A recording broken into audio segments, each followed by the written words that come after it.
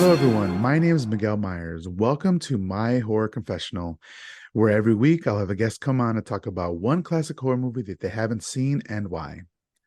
We'll discuss the movie, the actors, and probably get off topic quite a bit.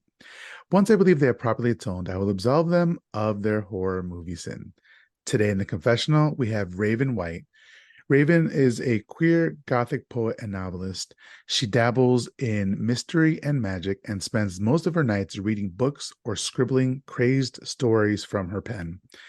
The founder of Curious Corvid Publishing, Ravven has a special love for the odd and the unusual and is deeply passionate about indie publishing and fair representation. Ravven lives in a castle by the sea with her husband, daughter, and their two hellhounds.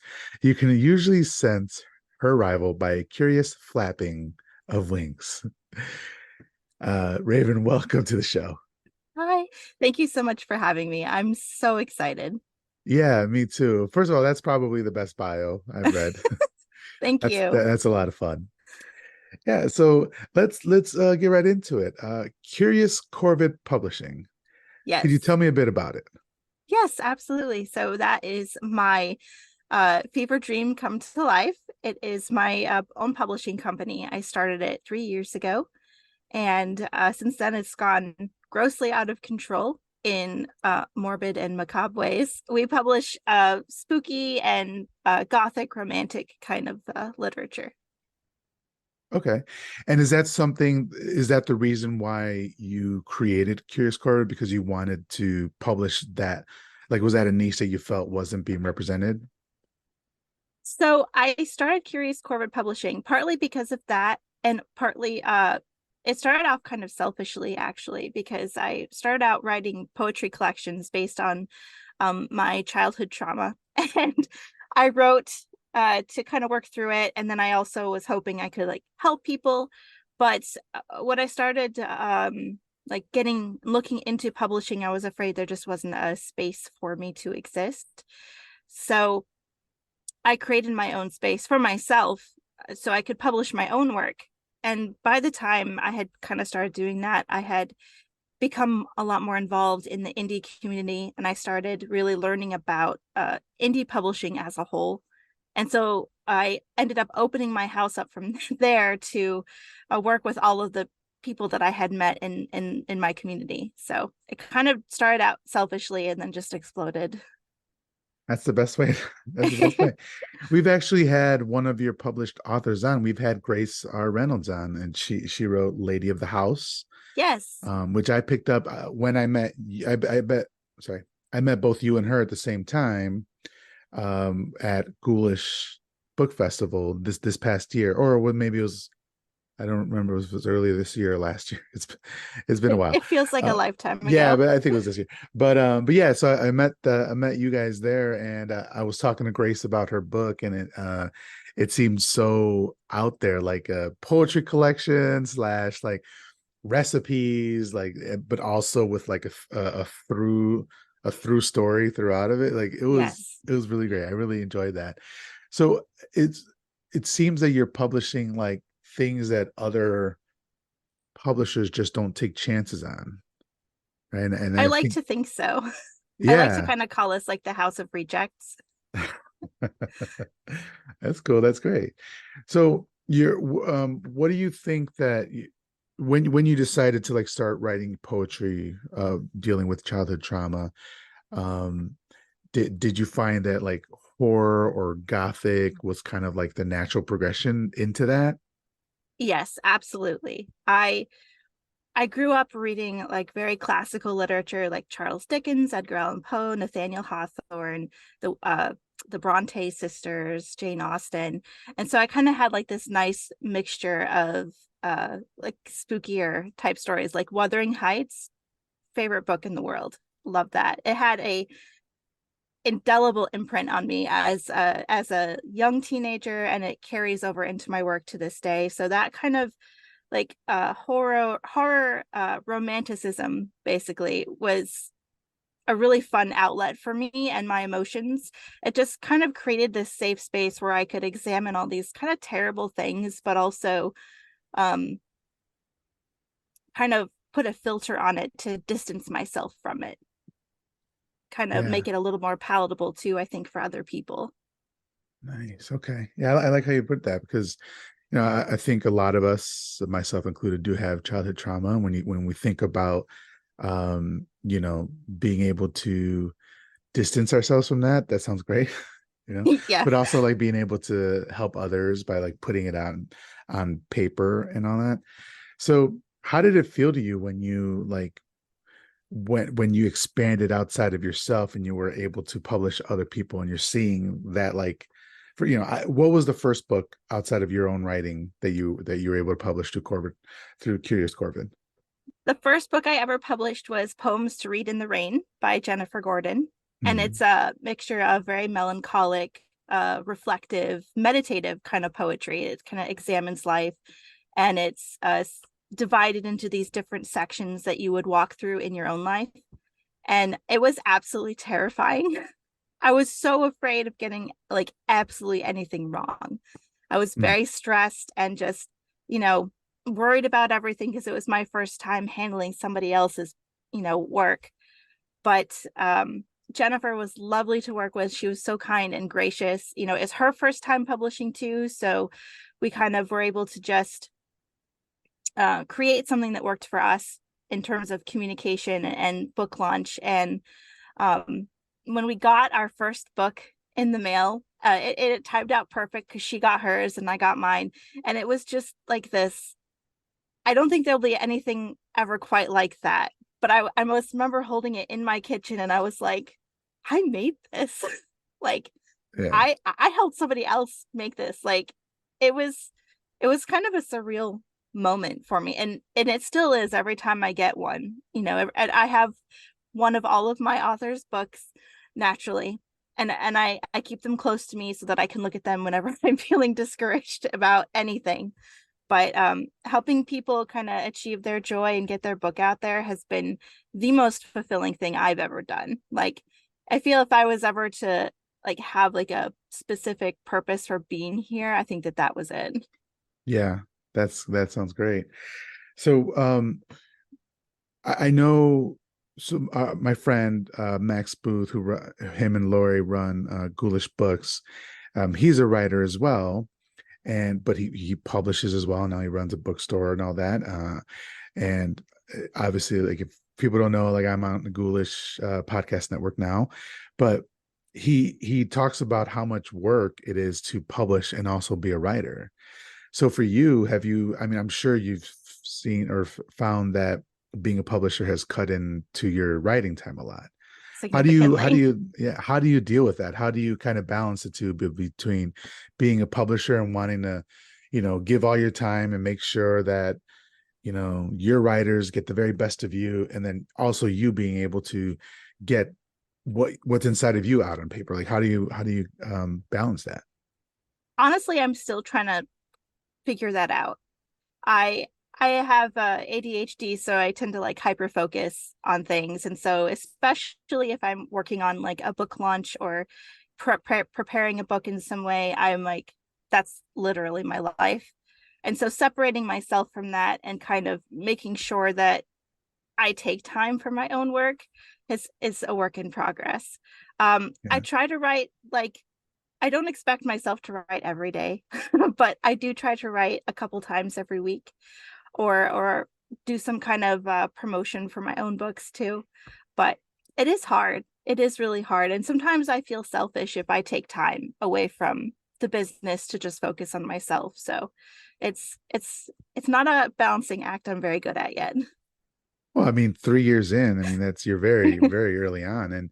And you were like, when did you start going to uh conventions like the Ghoulish Books Yes. Festival? Jesus. So Yes. this the one where I met you was my first time there. Yeah. And I had Okay. the best time. And we went to a bunch of festivals this year, and I love going to book conventions. I love going to festivals. It's my favorite thing to do. Um, but I started probably maybe the second year in, kind of like traveling more and getting around more. Because the first year I was just so hyper focused on getting authors and getting our first books out there.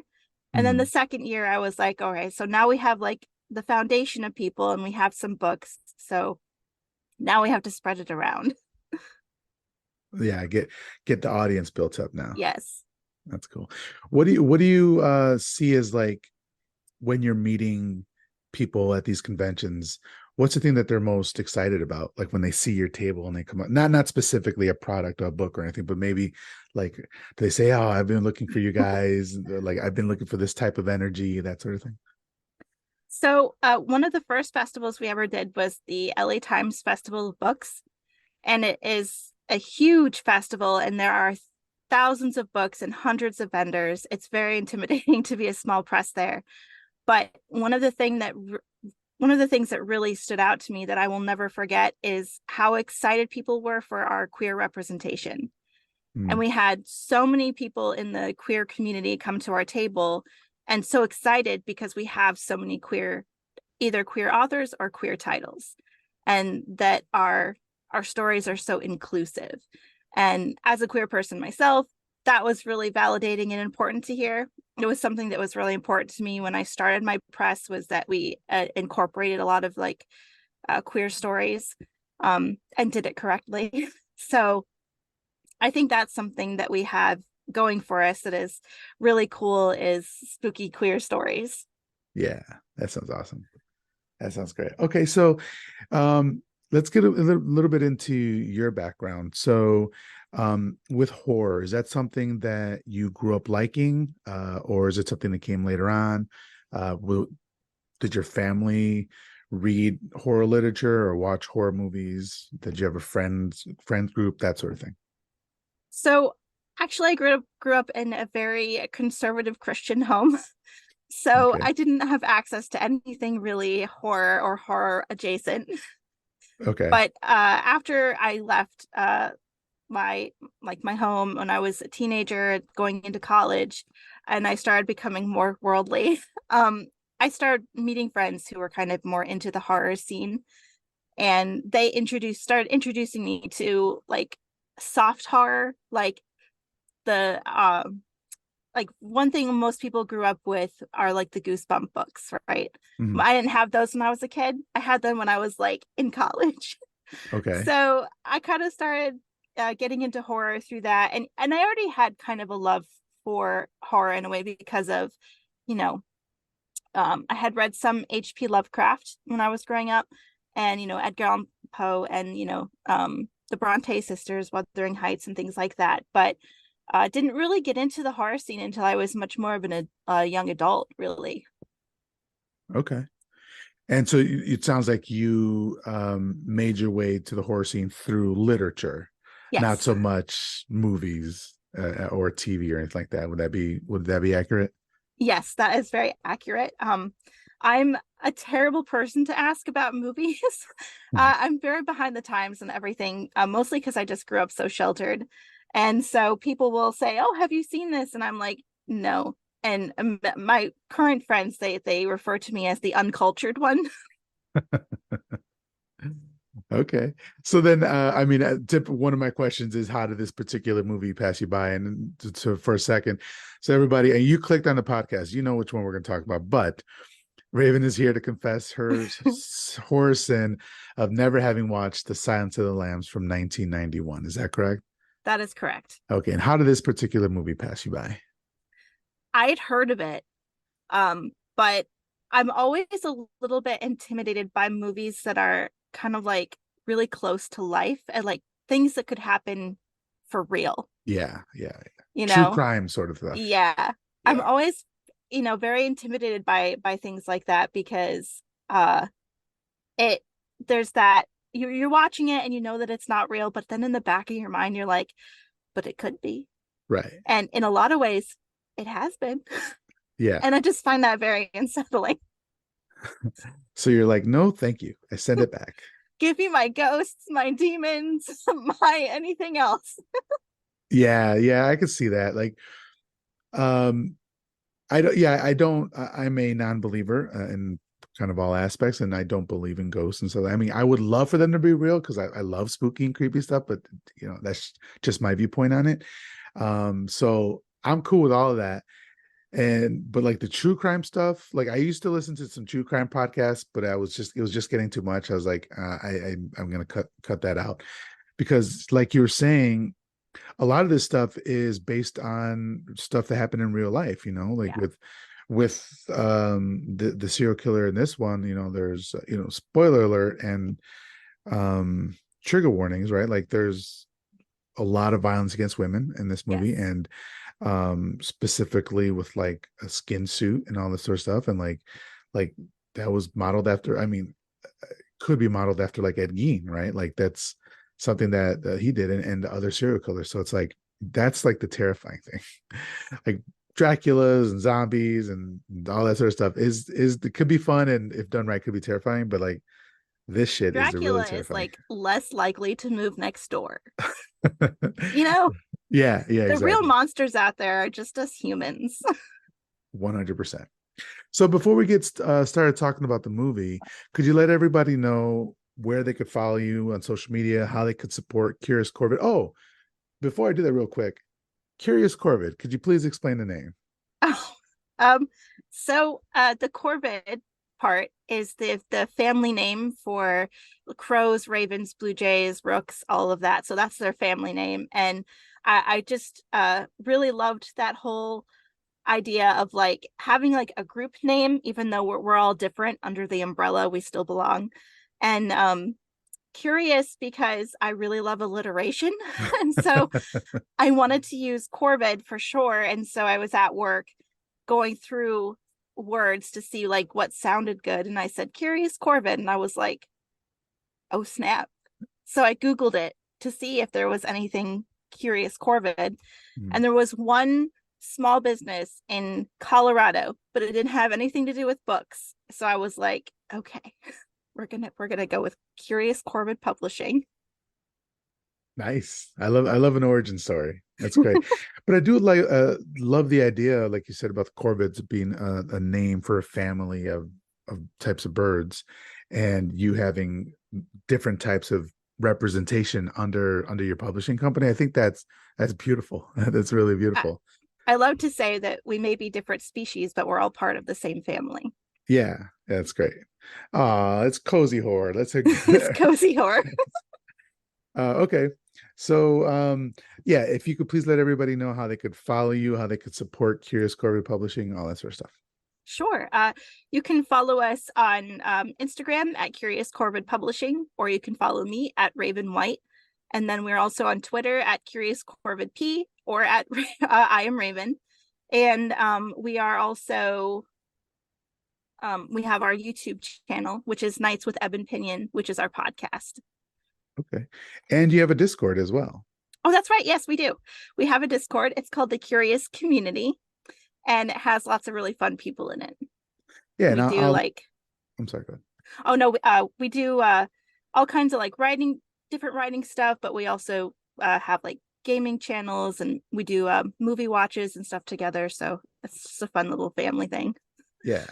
And I'll link all that in the show notes as well, so that people can follow you and support the very important work that you're putting out. That sounds great. All right. So let's get started talking about The Silence of the Lambs from 1991, directed by Jonathan Demme, written by Thomas Harris from his novel, and also written by Ted Talley.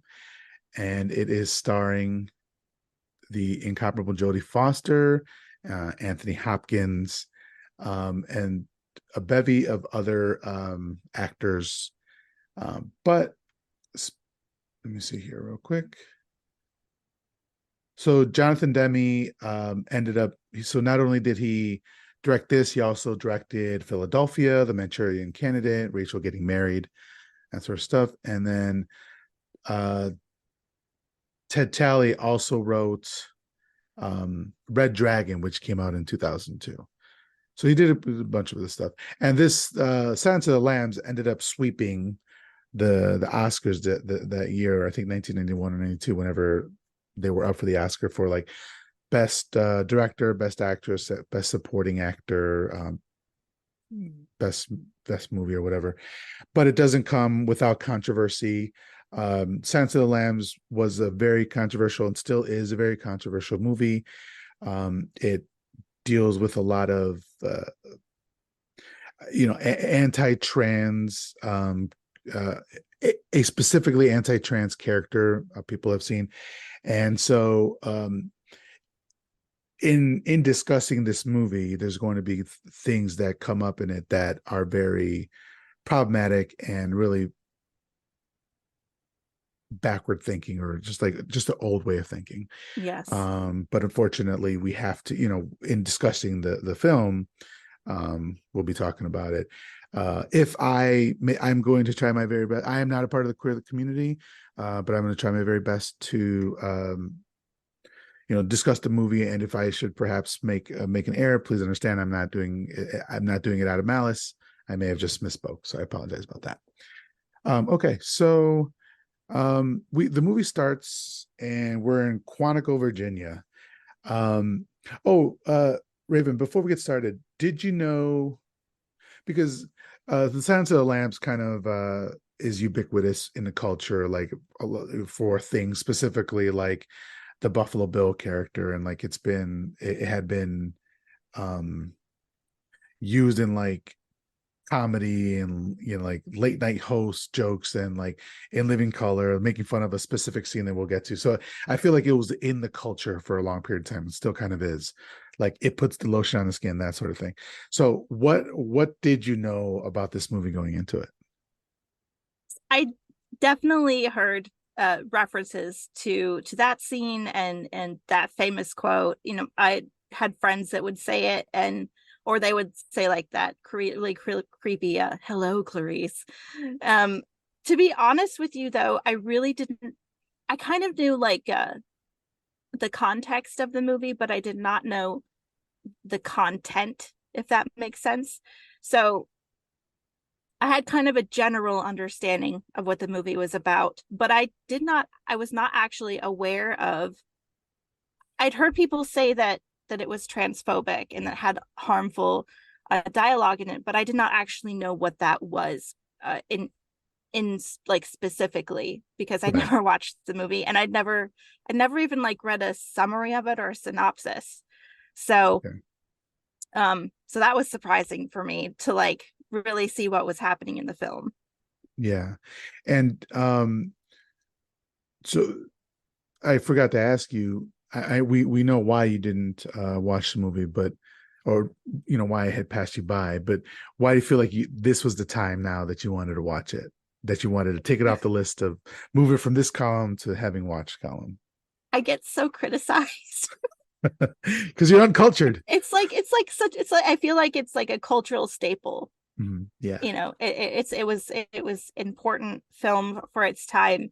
And I think also like sets a standard to either avoid maybe or reflect on. But I have a lot of friends who are really big and they watch all kinds of, and I have a lot of like true crime friends, and they're like, oh my God, you've never seen Silence of the Lambs? And I would be like, no. Yeah. So I just felt like it was time that I become part of the cultural phenomenon. Yeah. And I try not to do that on the show, like gatekeep, but like, you haven't seen what?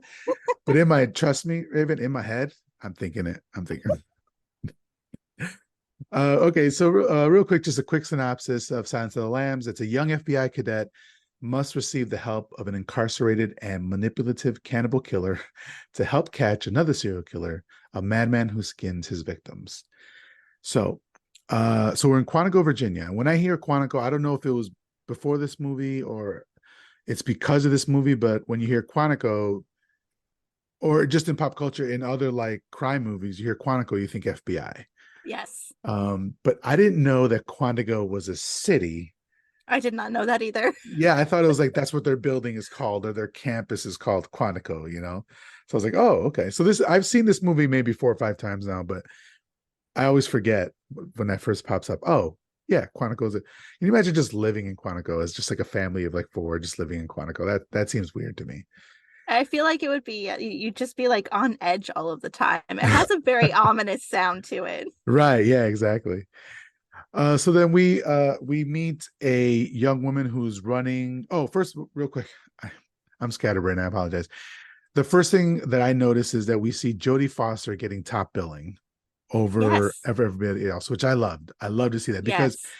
in some movies, even especially in this era or before, or even now, you could probably see like somebody who plays a supporting character, but they're a bigger star would get top billing. But Jodie Foster is this movie. And I know Anthony Hopkins does an amazing job and he gets a lot of the credit, but Jodie Foster did an amazing Oh yes, did amazing 100%. job. Yeah, so I love to see her getting top billing of this. Okay, so we see Clarice Starling, and she's running through the forest. It's kind of an obstacle course sort of thing. It's a foggy morning, and I got to tell you, like the music was already suspenseful. Oh my God, yes. Made by the great Howard Shore, who's done a ton of movies. We've talked about him in the past, so I won't go into him. But then she gets to this goddamn net, this net obstacle, like, I and it's know. made out of rope. And I am, listen, I have, I'm a big dude. I'm not gonna make it up there. Just leave me there. It's, I am always impressed by anybody who can make it up that damn rope because I was never able to. I wouldn't even try, you Just know? run, just run around like you're being That silly. that's what I would be like. I'd be like, we're just gonna go around that. You have a nice day. Yeah, especially because there's nobody there. No. She's it's not like people are testing her, like whatever. So just be like, yeah, I did it. I did it real bad. Um, but then an instructor runs up to her and says that Crawford wants to see her. And then he turns around and they kind of like pause on his FBI hat. And it's supposed to like make this big, it's supposed to be big, this big thing. But because I've seen it so much, I'm just assuming that everybody knows this is the FBI. Quantico, she's running through an obstacle course. Of course, it's the FBI, but yes, it's a big pause on the FBI hat. So they're at FBI headquarters, and she's just like making her way through the headquarters.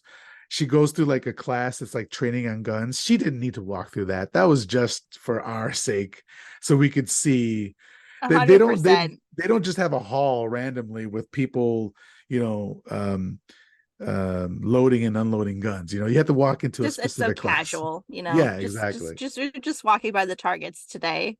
Yeah. um, so then she walks into an elevator and it's an elevator full of men and it's just little old Clarice in there by I herself. know. They do that a lot in this movie. They'll show her as 90-95% of the time the only woman in the room, you Yes. know.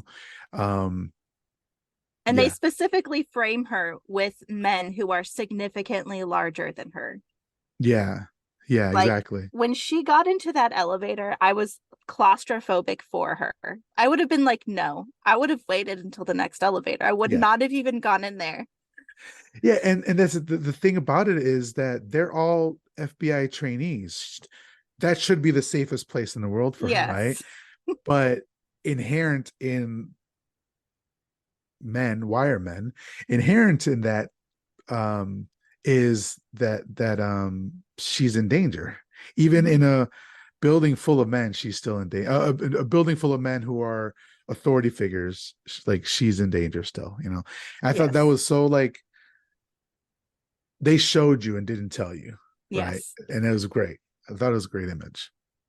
It's very Uh, powerful. yeah, and then we'll see that throughout the movie as well. But then she walks into the behavioral science services department, and she's waiting in the office of Crawford, Jack Crawford, special agent Jack Crawford. Um, so in the office, she's looking at all the newspaper again. It's like that typical like cop office where it's like there's Yeah. newspaper clippings on the wall, and like it says like Bill skins his fifth, and like photos of corpses, of naked corpses, that sort of thing. And he walks in, he just says, Starling, Clarice M. It's like, this dude looks like a serial killer to me because he's like Yes. impeccably groomed.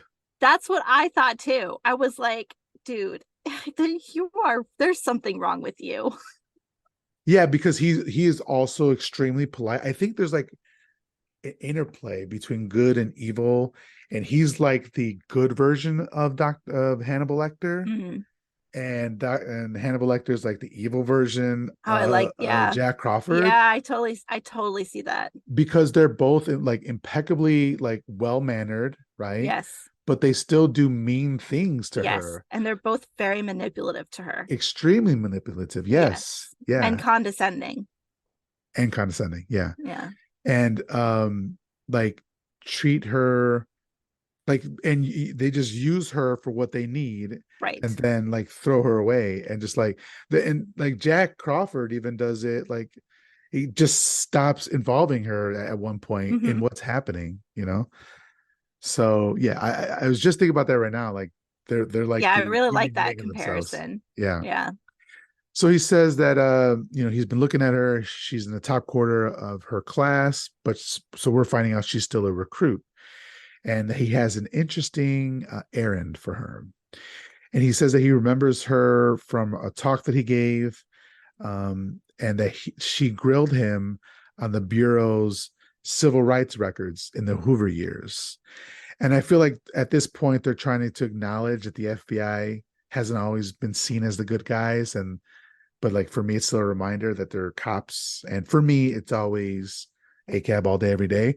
So Right. another thing that came out of this, besides the transphobia that people noticed, was the propaganda in this, right? Yeah. And then that's something that's like been rampant in the 90s and 2000s, and still happens to this day, like with the cop shows and all that sort of stuff. But they're they're trying to be like, oh, that was the Hoover years. It was a We've different reformed. It era. was a different era. Yeah, yeah. So I see what they're trying to do here. Yes.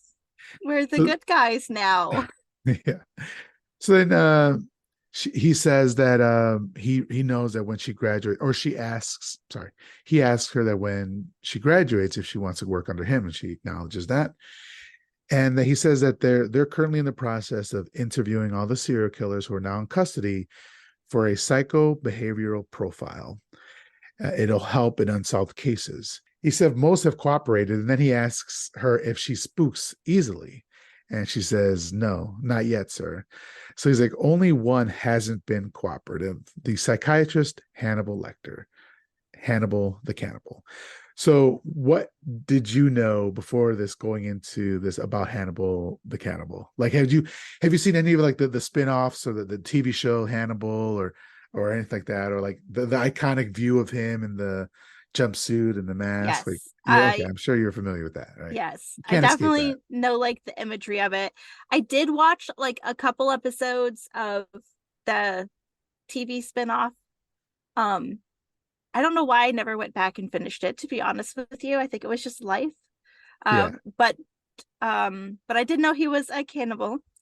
And I know like his famous line when he eats the liver with a side of fava beans. And I thought it was pronounced Chianti. I learned last night it was not. Well, I think you were probably saying it right. He was like, nice Chianti. Yeah. Um, okay, so they haven't been able to get cooperation from Hannibal Lecter, Hannibal the Cannibal. So he says, I don't expect him to talk to you, but we have to say that we tried. But he says, if he doesn't talk to you, then just report what you see, what he's doing, what he's reading, what's on the walls, that sort of thing. And then he hands her the dossier on Lecter. So she asks immediately, as she's walking away, why the urgency? He's been in prison for years. And then she asks if there's any connection between him and Buffalo Bill. And I like that. I like that she's extremely smart. I mean, to be in the top quarter of her class, Yes. she's not just taking the assignment on face value, and she's connecting the fact that Jack Crawford has like these clippings on his office of Buffalo Bill, and he's been in prison for years. So like something's happening here, and she's asking questions, which I really appreciate, giving her a bit of agency, I think. Yes. I also kind of stood out to me too that she is still just a recruit. Like not just a recruit, but she's still a recruit, right? Yeah. So there's literally nobody else in the FBI. There's nobody else that could have taken on this role in such a high profile case. And I Yeah. was like, so I felt that like that was also kind of very manipulative of Crawford. Obviously he has his own goals and whatever, but for him to send a recruit who hasn't had field work like this before to somebody like Hannibal for the first time by herself, I don't know. I was like, that seems a little bit odd to me. Like I get like being like the top of your class and being good, and obviously she handles it and she knows what she's about. Um, but I also just thought that dynamic was also really interesting, you know, sending somebody so new and fresh into something that is such a big deal. Yeah, and I think it's telling that Crawford is like the head of the what was the department, behavioral sciences department or whatever it was called. So he obviously has a background in that, and so he's playing a game with Lecter, because Lecter will find out very soon, knows him by name, and so they probably have this relationship, him and Lecter, where it's like they're kind of going off of each other, and like so Crawford knows the kind of person that Lecter would respond to, and it's Right. going to be this kind of quote unquote innocent, white, young, pretty girl who doesn't have a lot of experience yet. Like perhaps like if she had been in the FBI, she's already graduated, she's been on the force for a couple of years, maybe he might not have liked it as much, because Lecter is uh manipulative, right? He wants to be able to like basically groom somebody, sort of thing. Right. I think maybe perhaps Crawford knew that, but so he put her in that situation possibly before she was ready. She responded well to it and did a great job, but that doesn't still necessarily mean that she should have been placed in that situation. Right. Yeah. It's, I mean, already there's just like so many levels Yes, there's to a this. lot that's happening, and and you're not even to like the main event Yeah. yet. No, no. And I'm going to try to talk quickly, but there was so many notes here. There's so many notes. So, um, so she asked that question, is there any connection between him and Buffalo Bill? He says he wishes there were, but then he changes the subject very quickly. And I saw what you're doing. But he says that he wants her report by Wednesday morning. And he says, be careful with Hannibal, and that Dr. Chilton will go over physical procedures, and do not deviate from them. You do not want him inside your head. So then he says, don't forget what he is. And she asks, what's that? Then we switch over to Dr. Chilton at the Baltimore State Forensic Hospital, where he says, oh, he's a monster, a pure psychopath. I like that transition. I thought it was pretty well done. Yeah. Mhm. So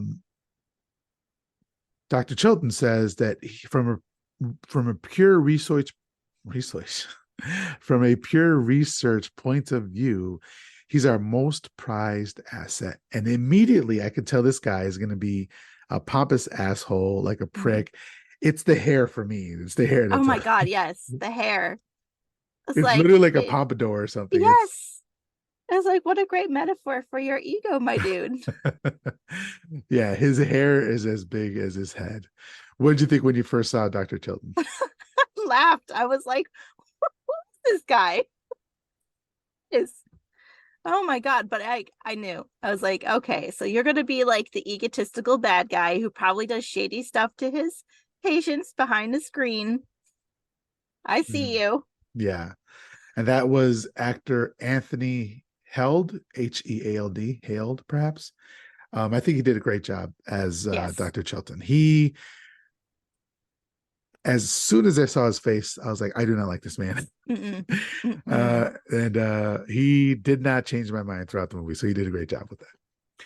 And immediately he starts coming on to her, asking her, what if she has plans for the evening, and like Baltimore can be a very interesting city or whatever. And he's like, lots of detectives come here, but none as attractive as her. And I was like, Mm, oh man, he's a slime ball as mm-mm. well. Yeah. And this is not the first or the last time. I'm sorry, this is not the last time she's going to be hit on in the Right. process of doing her fucking job. Yep. And it's so uncomfortable. She's visually uncomfortable. If he asks if she's going to be in town for the night, she says that her report is due back this afternoon, and she that she has to leave. So, uh, He's like leaning into his like position of power there, like I am this, you know, big important doctor person thing. You should be giving me the time of day. Thank you. yeah, It's gross. and it coming up soon, like we're gonna see and later on as well. Like sometimes she uses that to her advantage, Yes. but she never instigates it. She's Mm-mm. always like um responding to somebody else doing that. Whereas she's like, this is the easiest way forward to get what I need. So she Mm-hmm. knows that they're being creepy assholes, and she will use that to her advantage. And I like that with her again. So then Chilton said that Crawford is smart for sending her, again, like we were talking about earlier, pretty young girl, just his taste. He hasn't seen a woman in 8 years. And do you remember what she says here? It's a great line. I don't remember. She says, I graduated from UVA. It's not a charm school. Oh, So yes. yeah, Yes. That was fantastic. I yeah, loved her. Like, she was so spunky. yes. Like, she was just not interested. And she was just throughout the whole movie, she's just very much like centered in herself, Hmm. you know? Yeah. Yes, that was a good line. She draws strength from inside herself, which we Yes. find out that she had to do that based on a traumatic childhood, where she, had two parents pass away early on. So I feel like she knows who she is, and she's very comfortable with that. And she may feel uncomfortable outwards, but she doesn't like let it affect her very much. Right. Yeah. Um, except when Hannibal Lecter gets into her head. And that's he would do that to anybody. He did that to the best of us. So, but then Chilton goes over the rules: do not touch the glass, don't approach the glass, nothing softer than like paper, no pencils or pens. And just she like immediately, as soon as she gets in there, disregards most of these rules. Like she goes right up to the glass, and we'll get to that. But and also, we'll find out later on, but Chilton also doesn't follow his own rules when he says no pencils or pens, right? So they're going further and further into the hospital, down into the cellars or the basements, whatever. He says no staples or paper clips. Use the food carrier, no exceptions, and also don't accept anything from him. He goes on to explain or tell a scenario of a July 8th, 1981. Uh, Lecter complained of chest pains. He was taken to a dispensary. They put on a mouthpiece and restraints, but those were removed for the EKG. And a nurse leaned over and he did this to her. And Chilton shows her the photograph. And they don't show us the picture, but you can tell by Clarice's face that it is horrible. Yeah. And I love that they didn't show us that picture. Hmm. Right. I like You that. only see her reaction, which Mhm. in a way I think makes it more, it makes it worse than anything they could have showed us. Exactly, because your mind now has to pick up the slack and make it connect what was on there, and you can think up of 100 things worse than whatever was on Yeah. there. And he says that the doctor, sorry, he said the doctors managed to reset her jaw more or less, save one of her eyes, and his pulse never got above 85. And while this is happening, both of their faces are bathed in this red light. Mhm. And then he says he even oh, sorry, that his pulse never got above 85, even when he ate her tongue. And that's kind of putting us in the audience as well into the mind space of who we're about to be introduced to. Right. Yeah, it definitely does. Yeah. So at that point, she asks to go visit Lecter alone, since Lecter sees Chilton as some sort of adversary. And Chilton is very pissed off by this. He's very put out. He looks backwards and he's like, well, you might have suggested this in my office and saved me some time. And this is when she says, yes, sir. Then I would have missed the pleasure of your company.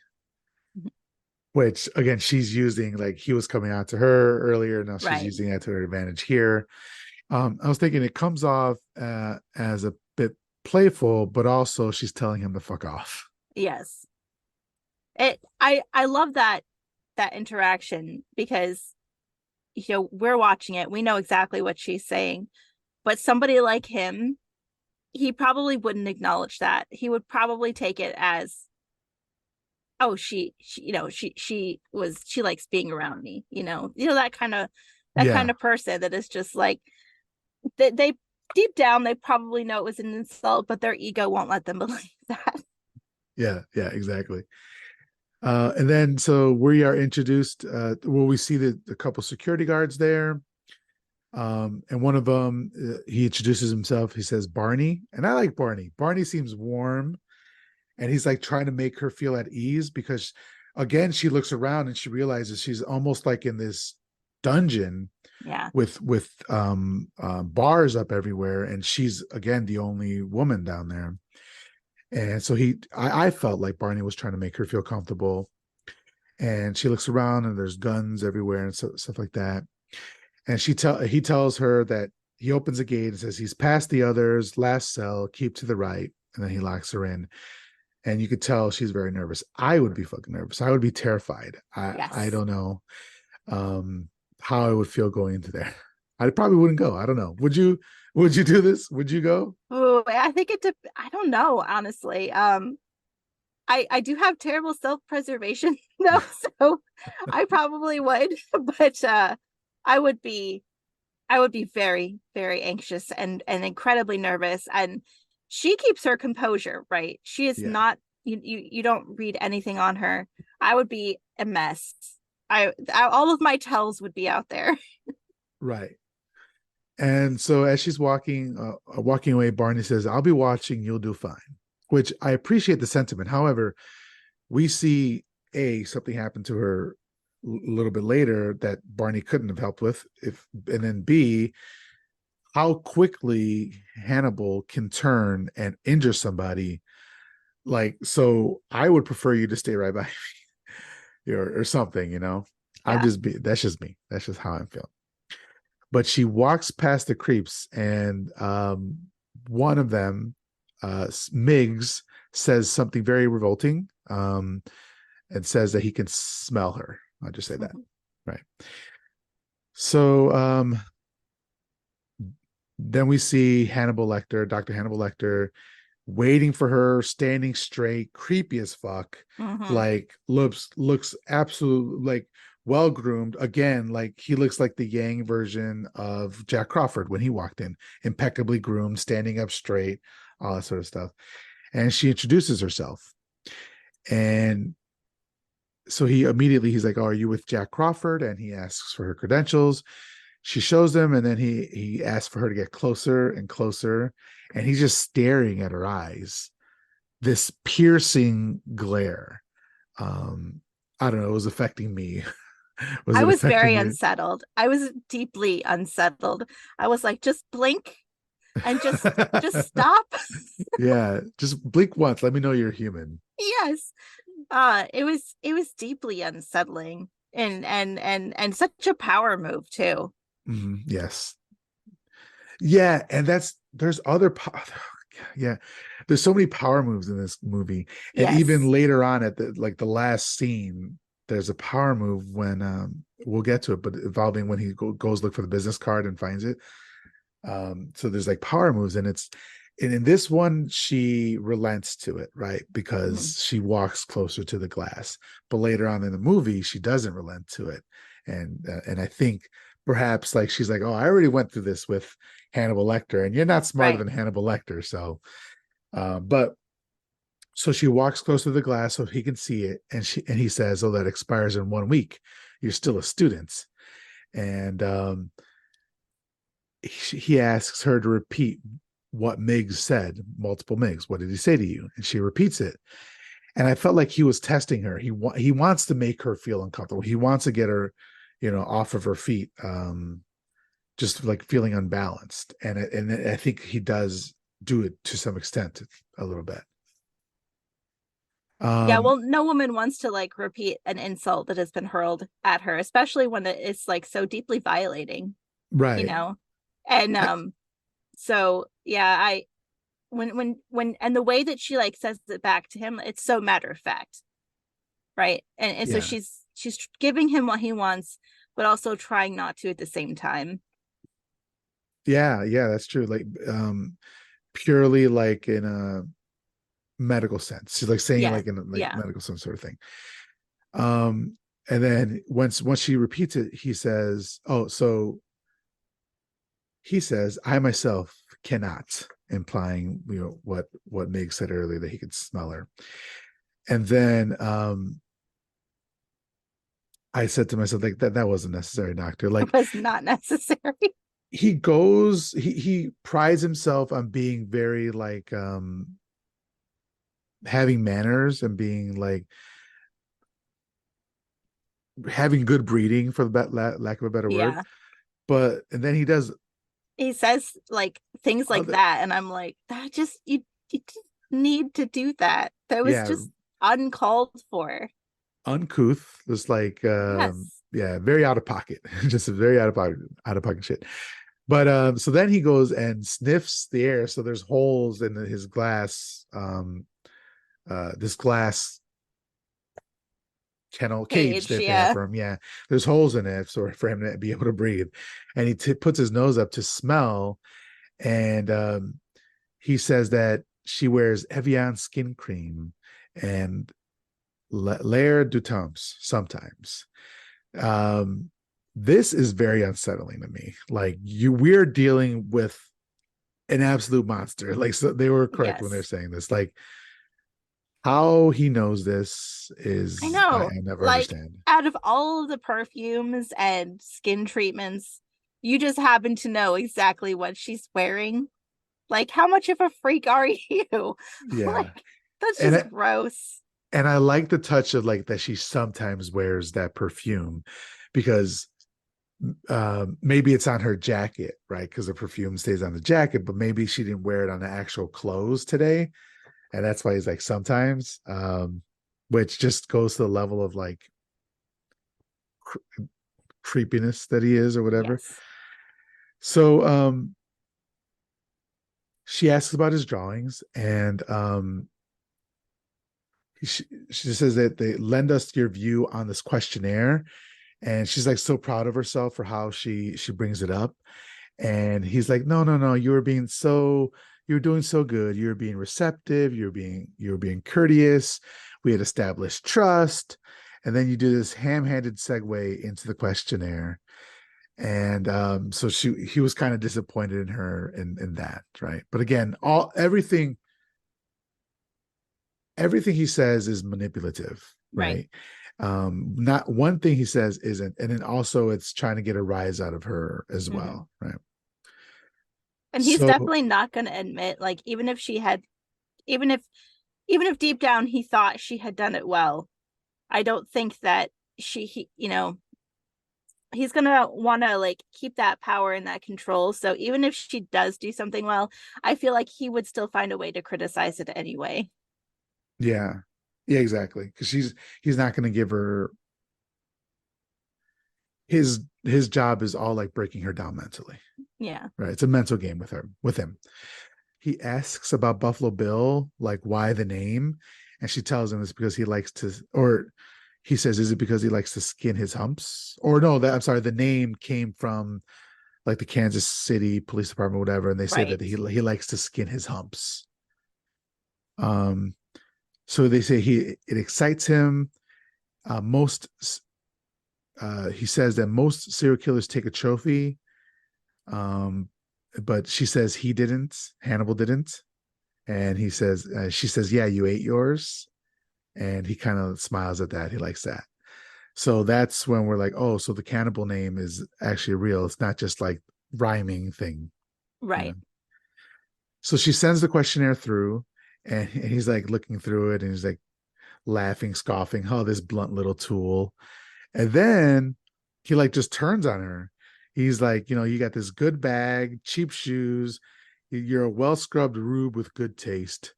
Um, you've you're like one generation away from poor white trash, Hmm. right? And she's hiding this accent from that's pure West Virginia.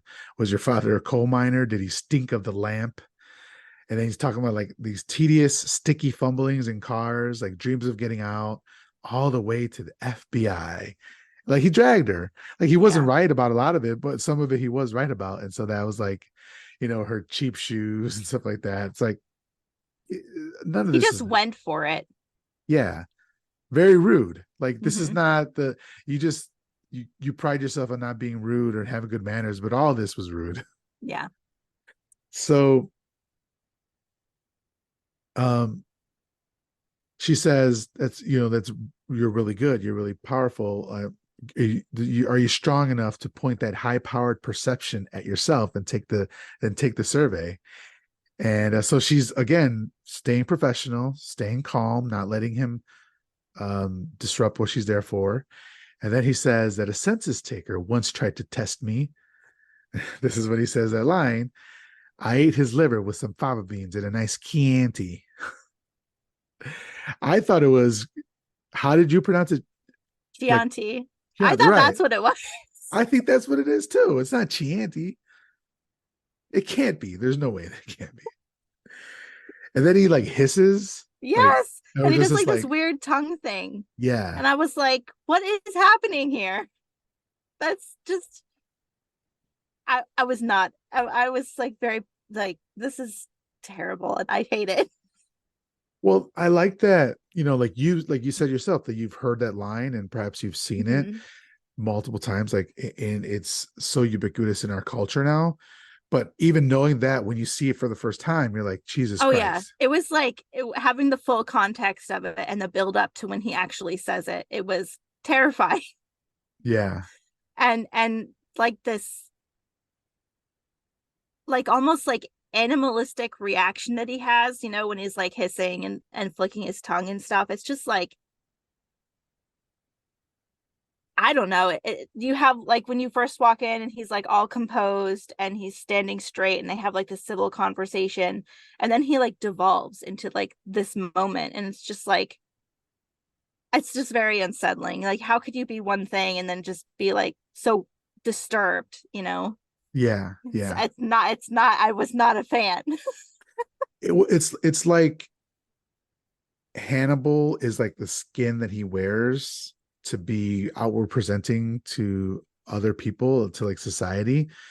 And when he says things like that, that's his real self coming out. And that's a terrifying part of it. And I just creep myself out because for the Patreon members, my background is this scene of them talking. And like I looked over my shoulder and there's Hannibal Lecter looking at Oh me. God. I forgot about that. I did not like that. He's watching Let's you. do something with it. Let's do something here. But yeah, so he basically he like um reads her for filth, and he's like, "Fly back to school now, little starling." And starling is a bird, so that's what that is. And then so she starts walking. So basically, he was done with her.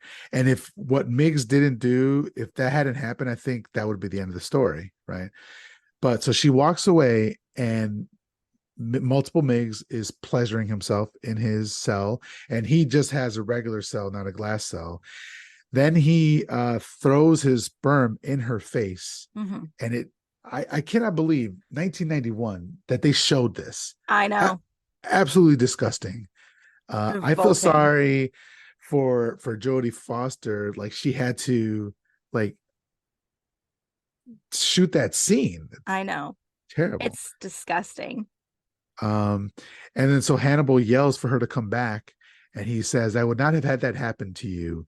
Discourtesy is unspeakably ugly. But he's been discourteous multiple For a times in whole his life. time. Thought, Yeah. yeah. It's just, And multiple times throughout the rest of the movie. So then she asks him to do this test for me. He says, no, but I will make you happy. Um, a chance for what you love the most, advancements. So he tells her to seek out Miss Moffat, an old patient of his. And she is right up against the glass here. Again, going against the rules here. But I can understand getting caught up in the moment. And he says, go now.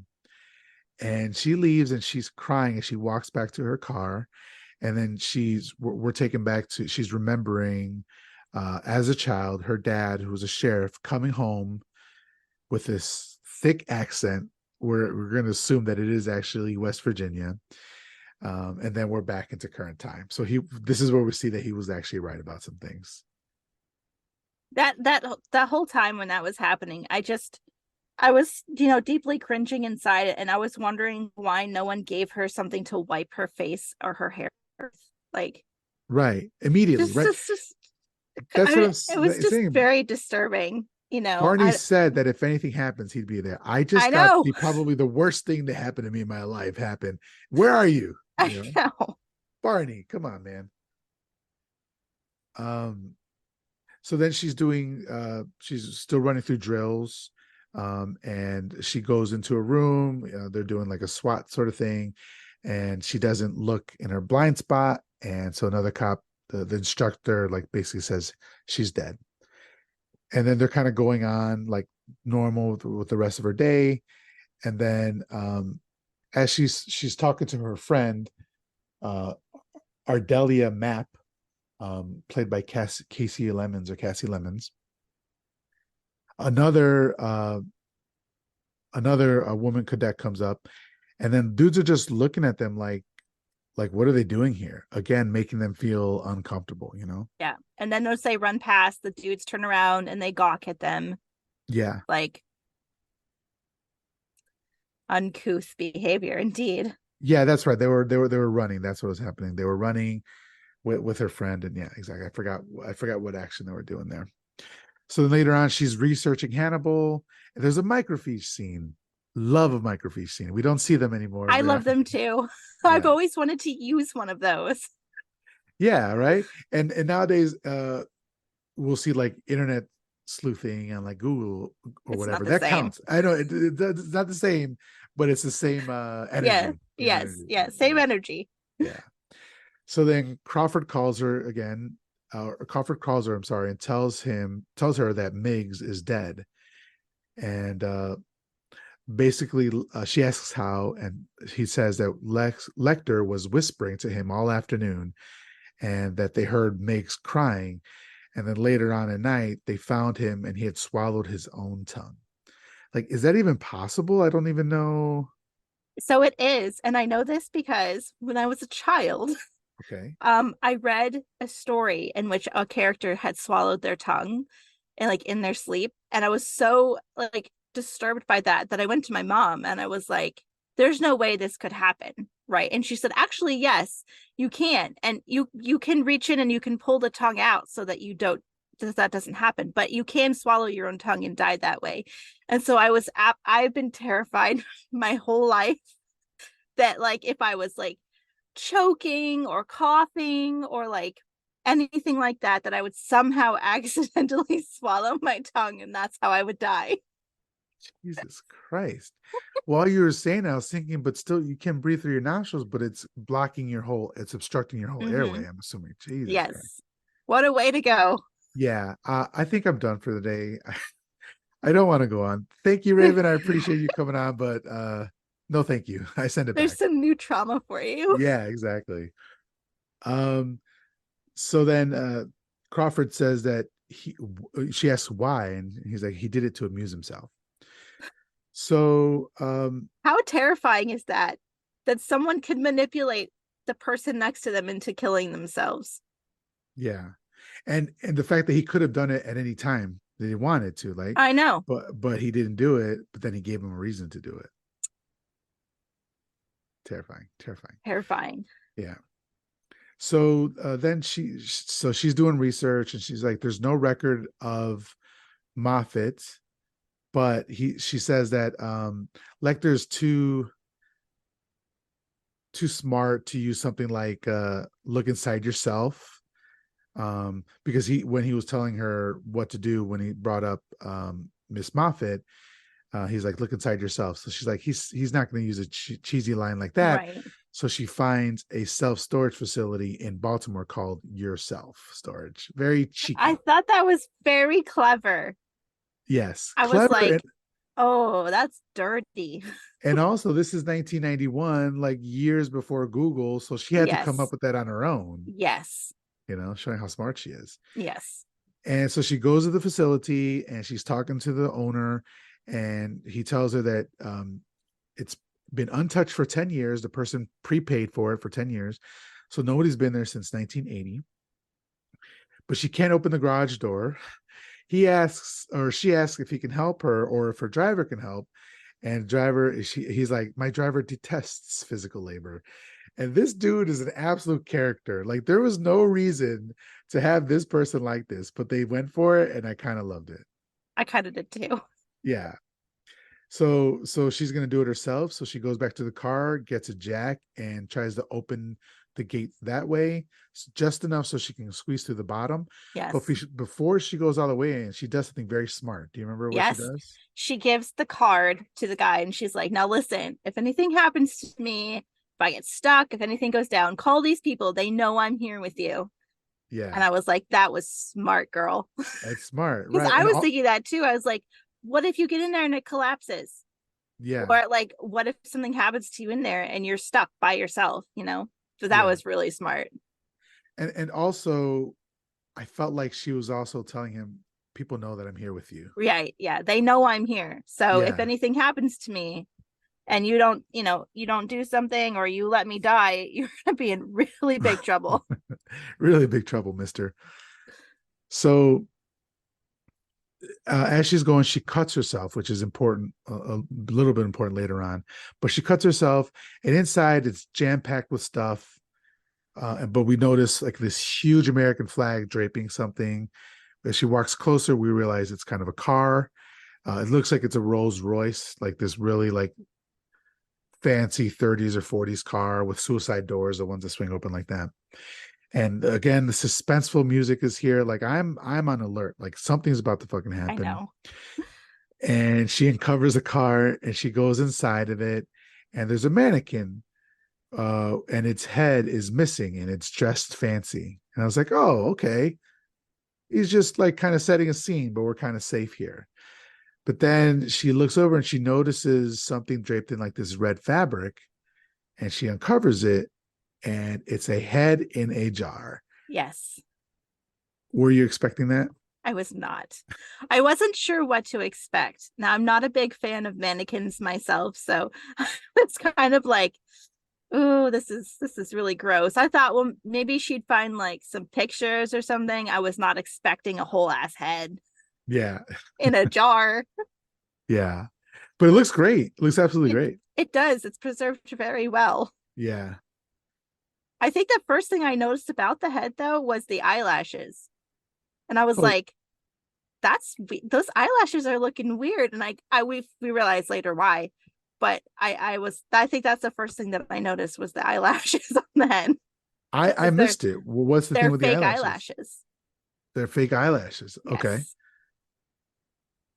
Is it because the person placed them on them? Hmm. Okay, I see. Look at that. I didn't even realize that. That's cool. Thank you for telling me that.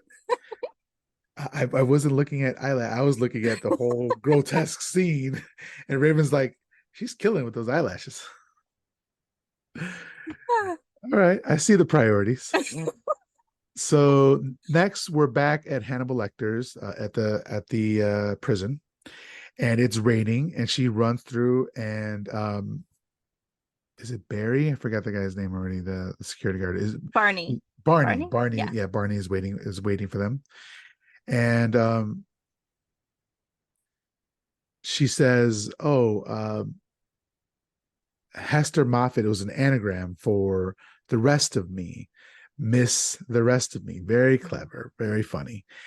And so the jail cell is dark.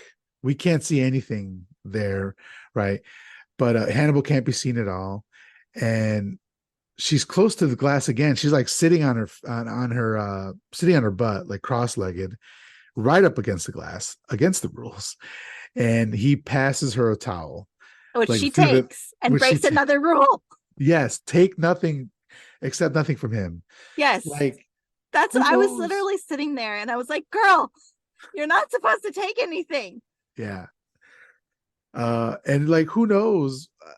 I mean, men in prison, he's been there for 10 plus years. Like, what is he using that towel for? Like, I he should, know. She like, just took it out and wiped it on her head. And I was yeah, like, no, yeah. no. But also, it was kind of funny because, like, he needed to be right up against the glass to put that towel in there to push it forward. But they're making it seem like it's so dark in there that he can't be Yeah. seen, sort of thing. So, like, he's almost like supernatural in some way, or he can do Yes. that sort of Yeah. thing, you know? I kind of cool. It was cool. I liked it. It was cool. Yeah. So this is what he passes her the towel, and then she says, "Thank you." And then he says, "Your bleeding has just kind of stopped, right?" Mhm. And then she's like, "It's just a scratch." So of course he can smell the blood on her. Which I thought was really interesting because of where she got cut, because she got cut on her inner thigh, which I Oh, okay. I felt didn't was notice. like a callback to what the Migs had said to her Hmm. when she first got there, because it was in that same vicinity. Yeah. Okay. I didn't notice where it got cut. Do you think he was trying to say something that about what he could or can't smell, can or can't I smell? don't see, I don't Okay. know, but I thought that the placement of where she was wounded was very clever, because being that it was on her like inner thigh, and what she's already experienced there, and then when she comes in and he's like, oh, you just stopped bleeding, it's like that's uncomfortable. It just, Yeah. also I feel like that was also to like make her uncomfortable and to Oh yeah. remind her and to just like unsettle her, one, also it's creepy, you can smell my blood, dude, but also where it's at. Yeah. Yeah. That's again another power move, being manipulative again, just like, yeah, yeah. Yeah. So then she asks whose head is in the bottle. He says it's Benjamin Raspel, a former patient of his. Um, and the patient was into like exotic romantic attachments, whatever that means. It's probably being transphobic, I'm or sure. I yeah. assumed it was either transphobic or homophobic Mm-hmm. Yeah. or But both. he, or both, yeah. And he assures her that he did not kill Benjamin Raspel. He merely tucked him away as he found him after 3 missed appointments. And I thought, I mean, that's a pretty good there. I don't know if my therapist would go looking for me if I just stopped coming for three appointments. So he had some sort of attachment to his Yes. characters, to his clients. And then she asks about the dress and the makeup, and she asked him if what's his name, Raspil, was a transgender person, but she Mhm. uses an outdated term for that. Yes. Which is a terrible word choice, and it just sounds bad just hearing I it. did. I like visibly cringed when I heard that. I was like, oh, and I think it was actually at that moment exactly when it hit me what the movie was going to be like. I think at that moment I kind of understood like where the movie was going and like what kind of person Buffalo Bill was and what they were going to like use as his reasons. I think that was the moment for me when I actually like really realized what was going on, and I was like, oh, this is bad. This is not good. Yeah, yeah. Yeah, it's very of its time with how it deals with transgender people, and Yeah.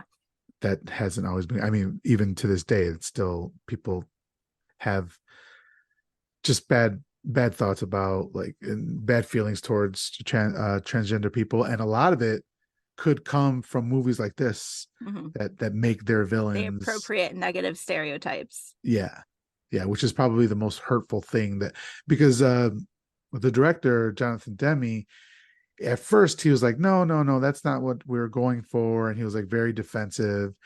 But towards the end of his life, he was like, I was talking, talked to people about it, and he was like, yeah, I could see where basically a a young gay person or a young trans person um seeing this and always seeing like negative stereotypes of people like them Hmm. in media could negatively affect them, and also negatively affect how others interact with trans people and gay people and sort of stuff. So he was a bit um repentive about that, but I think the damage has been done. I mean, it's Right. still like, this movie is still like considered one of the best horror movies, and so people are constantly watching it and kind of being introduced to that character, and it's just unfortunate that they chose to go Yeah. that route. Yeah. I think about, the times too, like we're fortunate to live in a time. This is a hard thing to say. Like, we're fortunate to live in a time that has so much more openness about the queer and trans community. But at the time this was made, that was certainly not the case. And so I think, what if no one has ever met a queer or trans person and this is their first introduction to it? Yeah. That's kind of really, I feel, kind of set the tone for how you filter, whether purposefully or not, even if it's subconsciously. Like, you know what I mean? Yeah, So I that was completely kind of understand. like in the back of my head too. Like, if you've never had an experience with a transgender person and this is kind of your first time even realizing they exist, then that's gonna, I think, set the tone for how you view them in general. 100%. Yeah. And I even had a guest, I won't name names or anything like that, but chose a movie that had a villain that was transgender as well. Not this movie, but another movie. And they were like, I don't want to see another movie like that, which is understandable, right? So it's like, so they ended up changing the movie that they picked, because like they had seen in media so much representation of transgender people in a negative light, and they're like, I just don't want to see that Yeah. again. So, but back to the movie.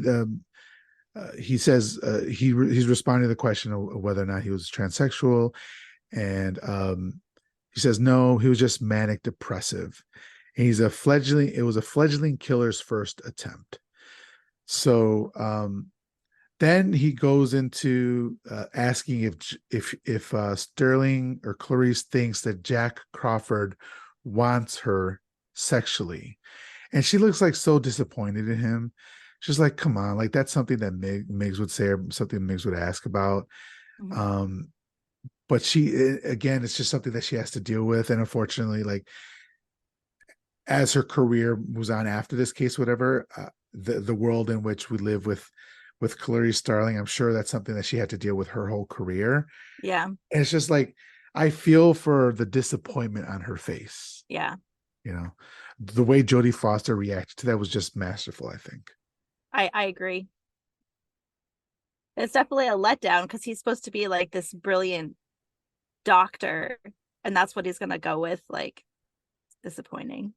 But again, it's just him being manipulative. Like as soon Yeah. as like she has any, like if she's feeling solid in her footing, he'll say something to kind of get her off of it, Yeah. To So disrupt it. yeah. So she says, that doesn't interest me, doctor. That's what Miggs would say. And then he says, not anymore. So that was a good little stinger. So the lights come on, and we see that his drawings are gone, and there's a gospel TV on there. And he says that when you're gone, they'll turn the TV volume up high, and he says Chilton likes his petty torments. I don't know about you, I would not want to be on Hannibal Lecter's bad side. Absolutely not. I'm doing everything I can within reason to please this man. Yeah, I would not be going out of my way to antagonize him, to make his life difficult in any way. No, thank you. Yeah. I don't care how locked up and secure he is. There's always that chance that he'll get out or Yeah. that someone will make a mistake. No, no, thank you. No, no, thank you. So, so Hannibal says that he wants a room with a view away from Chilton, and then he asks for a psychological profile on Buffalo Bill, and he'll help them catch him. She says that he knows who he is, and we come to find out that he did the whole time knew who he was. And I was wondering if he knew even when he just started hearing about like the cases, like if he knew all the way back then, or if it was when when he started popping up in the papers, or if he went like when Clarice came to him for the first time. I just don't know at what point he knew that Buffalo Hmm. Bill was this person. Yeah. So she asks, who decapitated your patient? And he said to hurry up because Bill's already looking for his next lady. So basically saying, this is my offer. What do you think about it? Hmm. So the scene changes to a young lady going all out on a song. She's singing the song All American Yes. Girl. I relate to that so much. And I think they're definitely trying to they were literally trying to make the audience connect with her by making her the All American Girl. She's Yeah. literally singing All American Girl, right? Or An American Girl, I should say. Yes. I don't know the song. I only know the song from the movie. Had you heard the song before? I don't know the song. I just related to the whole going hardcore in a song Oh, while you're driving. I was like, yes, girl, get it. yeah, yeah. And of Right. course, she comes home to her cat. I have two cats. Yes. It was so man. We'll get there in a second. But so we see that there's a man wearing night vision goggles, and Yes. he sees her pull up. So immediately we are feeling in danger for her and for us as Yes. well. We see the cat meowing to her from her window, and I'm like, she's so close to home. I know. I She's so know. close to safety. It's so fucked. I was so upset from the minute she got out of the car. And I was like, this whole scene, it bothered me so much. I don't want to like get ahead to it. But from the minute that she gets out of her car, she starts doing things wrong. Yeah. And I'm Do you want like, to describe what happens? What she does? oh yes. So she's not when she gets out of her car, she's not paying attention to anything. It's the middle of the night. She's not paying attention to anything. She's not looking at her surroundings. She goes and she gets her groceries out of the back of the car, and she's like halfway into her car, like just completely Mm, vulnerable. She stops to have a little chat with her cat who's sitting at the window meowing at her. I'm like, and maybe this is just because it really speaks to like how women are trained to like live. yeah. But first of all, if I'm ever out at night, which I try to not be, but I'm always so hyper vigilant all of the time. I know everybody who's around me. I go to my car. I have my keys ready in case I have to like do some self defense. Like, never make sure that my back is turned to anybody so I'm not vulnerable. Like, I'm just very much aware. And so I'm just watching her like be completely unaware, and I was so upset by it. Yeah. I'm sorry that you have to go through that, but I understand, like that the women have to be careful. And it sucks that she has a moment of like just drops the veil, or drops her guard a little bit, Yes, and it immediately comes back to bite her. And yes, it's so she sees a guy who's struggling to get a couch into a van, and he's got his arm in a cast, and her being a nice person, and everybody wants to be a nice I person. know everyone wants to be a nice person, I'm a but people not when you're a pleaser. woman alone Yeah. at night. Yes. Yes. I'm a people pleaser. I understand. That's the most that's the hardest part about this. She goes along to get along, right? Yes. Like so She's she just trying to be a decent person. yeah, and she offers to help him. He accepts the offer. She goes in first. I was, listen, Miguel, I Yeah. was literally yelling at my TV. I was like, what are you doing? Why are you getting into the car? Yeah. What? Why? You're doing his job for him. I know. I was Yeah. like, you literally like he doesn't even have to work for it. Yeah. She's young and like she's not thinking, and it's No, I like, know. Yeah. but when he asks her to go in first, she looks behind herself to her house and is like wants to say no. We can see it on her Yes. face. That's like the heart crushing part of it. Like Hmm. again, go along to get along, sort of thing. So she does it against her, like she knows that she shouldn't do it, but she gets inside the van and pushes it. Oh, man, let me stop. I was just like, you could push the couch from outside. We could both can push, you know. Exactly. But anyway, so she gets in, and then he follows. So they get the couch in there. He follows her, and he asks, "Are you a size 14?" And she says, "Sorry." And then he attacks her, and he closes the door, and he cuts open her jacket, or he checks her jacket for the size 14. Then she's out cold. He cuts her blouse open to reveal her back. And I guess the skin was good because he seems to like it, and then he Yeah. drives away. This is why I've heard that cannibals, this could be a complete off the wall, like out of pocket thing, but I've heard that cannibals have said that tattoos don't taste good. And that's why you need to cover your body in fucking tattoos. Like I thought that he was looking to make sure she didn't have tattoos or Oh something. my God. And then because she didn't have tattoos on, he was like, okay, that's good. That's horrifying. I am Yes. immediately making an appointment to get tattoos. Get tattoos everywhere. Oh, do you Oh, not have any tattoos? I don't Okay. I plan on getting one. So my Okay. 33rd birthday is coming up and three is like my lucky number. My birthday is Halloween. And so I'm like, That's awesome. yes. Happy early So birthday. thank you. So I'm like, I think this is the year that I get my first tattoo. Okay. Definitely now. Yeah. Just like your first tattoo is going to be a back piece, just like the whole back piece. Yeah. But yeah, it's just something I heard that cannibals have said that tattoos taste terrible. So I I don't know. Like, also want yeah. to just take like a moment here for that they make a point through the whole movie about his victims being plus sized women. They're big girls, right? Mhm. I'm sorry. In what universe is 14 huge? Yes. I was going to say that's some like early 19s fat phobia shit right Oh my there. Like, God. I was like, what is happening here? yeah, size. Yeah. Even he says something earlier, or I'm sorry, Buffalo Bill says something later on in the movie. It's like, oh, was she the big bone girl or something like that? I Yes. was like, come on, man, she wasn't big bone. Yes. But Yes. I was like, mm. And yeah, I see like these women and like his victim, in my opinion, was not a big girl. no, none Like of she them were. was average to me. Yeah, yeah. So okay, so now we are back at Quantico. They pull her out of training again, and they say that they found a girl's body in the water in West Virginia. So she's on the case now. She's just an FBI agent. Like, how against Yeah. protocol is this? So she's in, she's out. What's going on? And so they say that he keeps them alive for 3 days, and there's no sexual assault or abuse the whole time they're alive, and everything happens after death. That is terrifying. Mhm. They don't go into whether or not there's a sexual assault after the death, but they imply it maybe, and that's terrifying for me. That's Yes. just terrible. But after they're dead, he skins them and then dumps them in the river.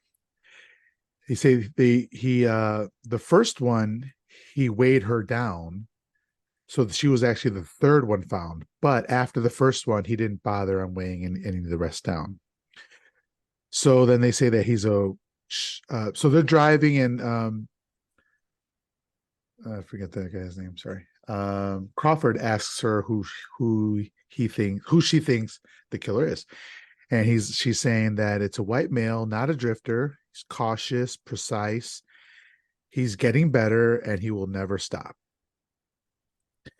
And then she asks why you haven't mentioned anything on the report that I submitted about Hannibal. And then she says, it's because you sent me in there to get his help specifically on Buffalo Bill. And she's like, and I just wish I was in on it. That's all. I love that. Yeah. I love that she suspected from the very beginning. It proved to be true. And then when she realized it, she confronted him about it. Yes. I don't know. I'm liking how Starling has been written. I'm not sure Mhm. how you're feeling about that. Oh yeah. I think she's very secure in herself, and she knows that she has value when what she brings to the table is worth something, and that Yeah, the work that she's contributed, it deserves more recognition, and she deserves to be included in it, and not just like half in half out, not just a tool. right. But essentially, he says that's exactly what she was. She was a tool because he Mm-hmm. says, if I had sent you in with an actual agenda, Lester would have known instantly.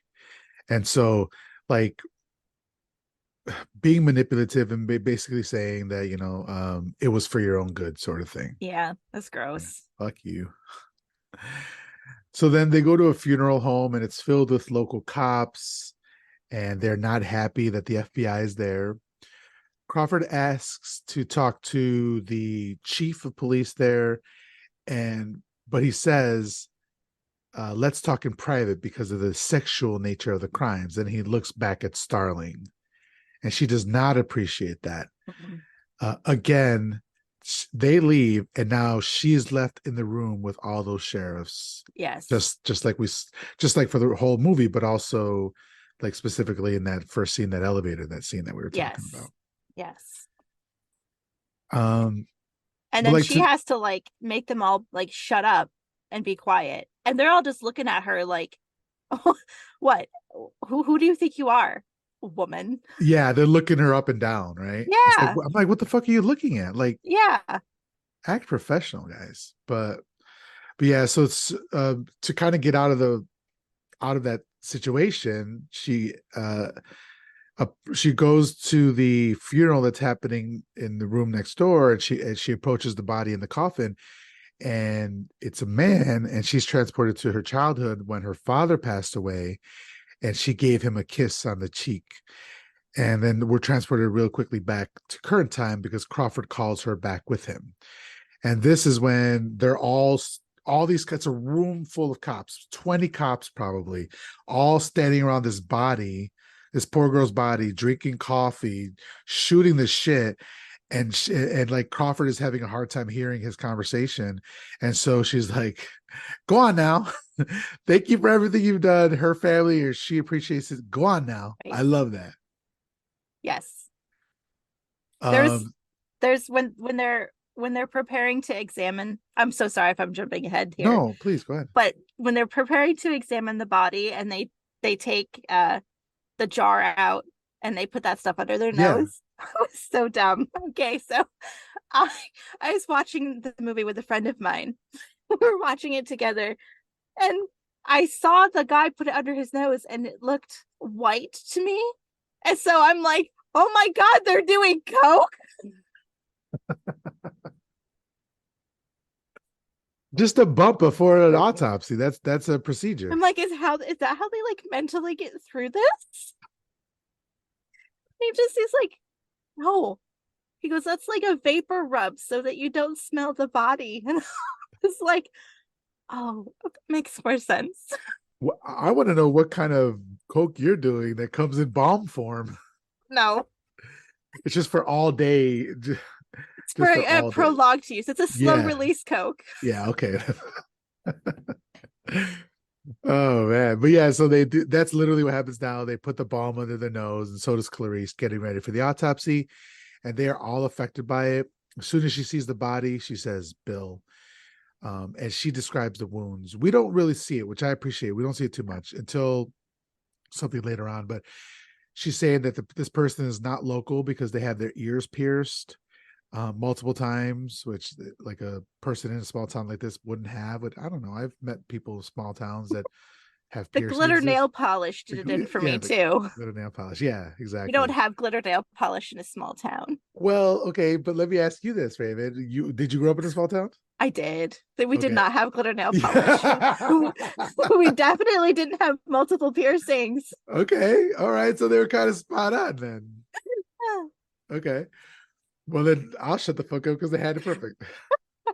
The only people who had like the multiple piercings were like the emo goths, the cool people, but no one liked them. So Yeah, that's hilarious. I love it. But she does see that she has some fingernails that have been broken off, meaning they were trying to climb out of something, which comes up a little bit later in the movie. Um, then she's taking pictures, and this is the loudest fucking camera ever I've oh ever my heard. God, Just, I know. it's It very was like jarring setting every time me you on, hear it. yes, it was very like disruptive. This like a very intense, traumatic scene describing these wounds on the body. And I think it really bothered me too when they like opened her mouth to like photograph her teeth. And so they just stick this thing down there to like take Yeah, the picture. And I was like, this is so, it feels so like violating of yeah. So this it's a person, violation, you know? and we we understand that they have to do it, but still Right. feels violating.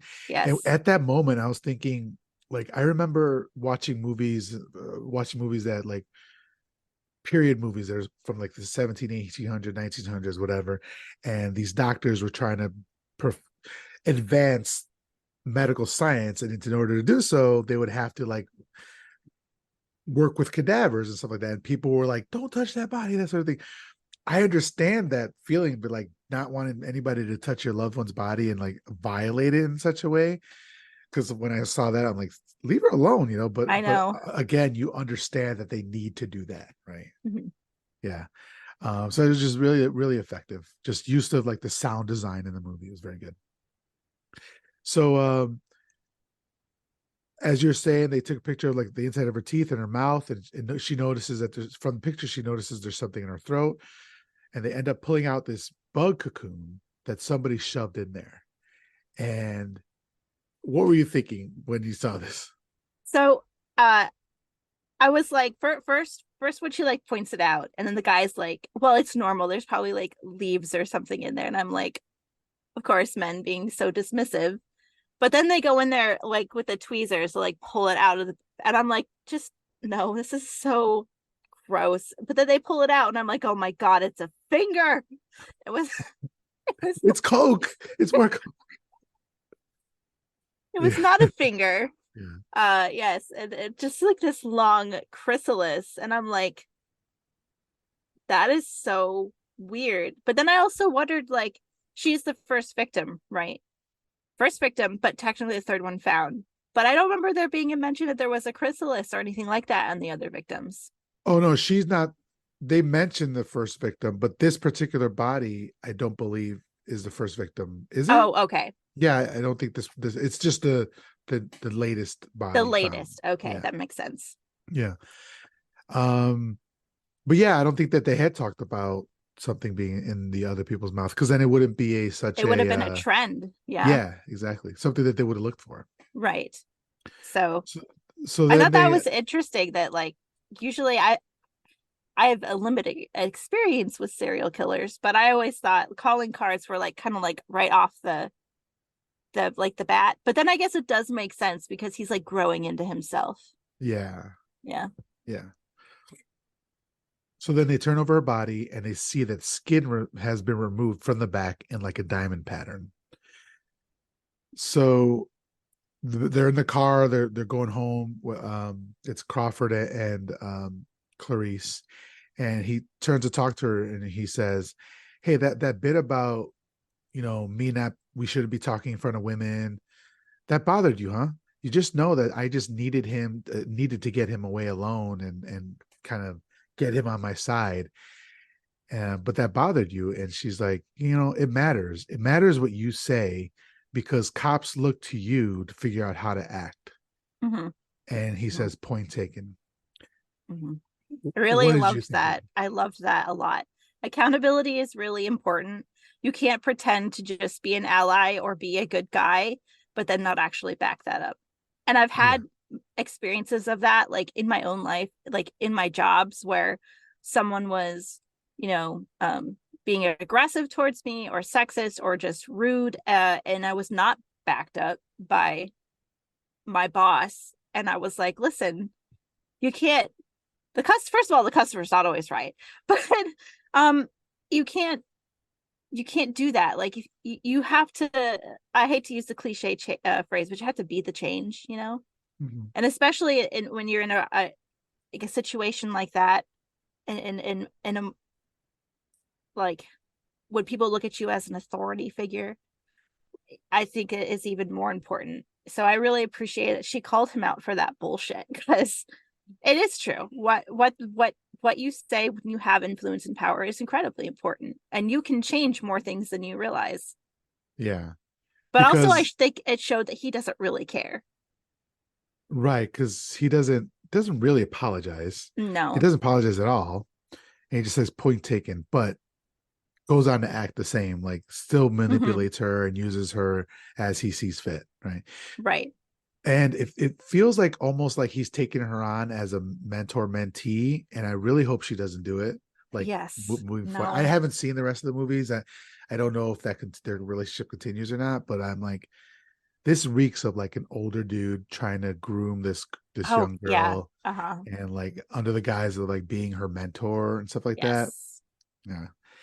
So later on, she goes to see some people about that cocoon, that chrysalis that she found, or they found in her, and there's these weird bug dudes playing bug chess. It's Yes. very weird scene, but It is I very liked it. weird.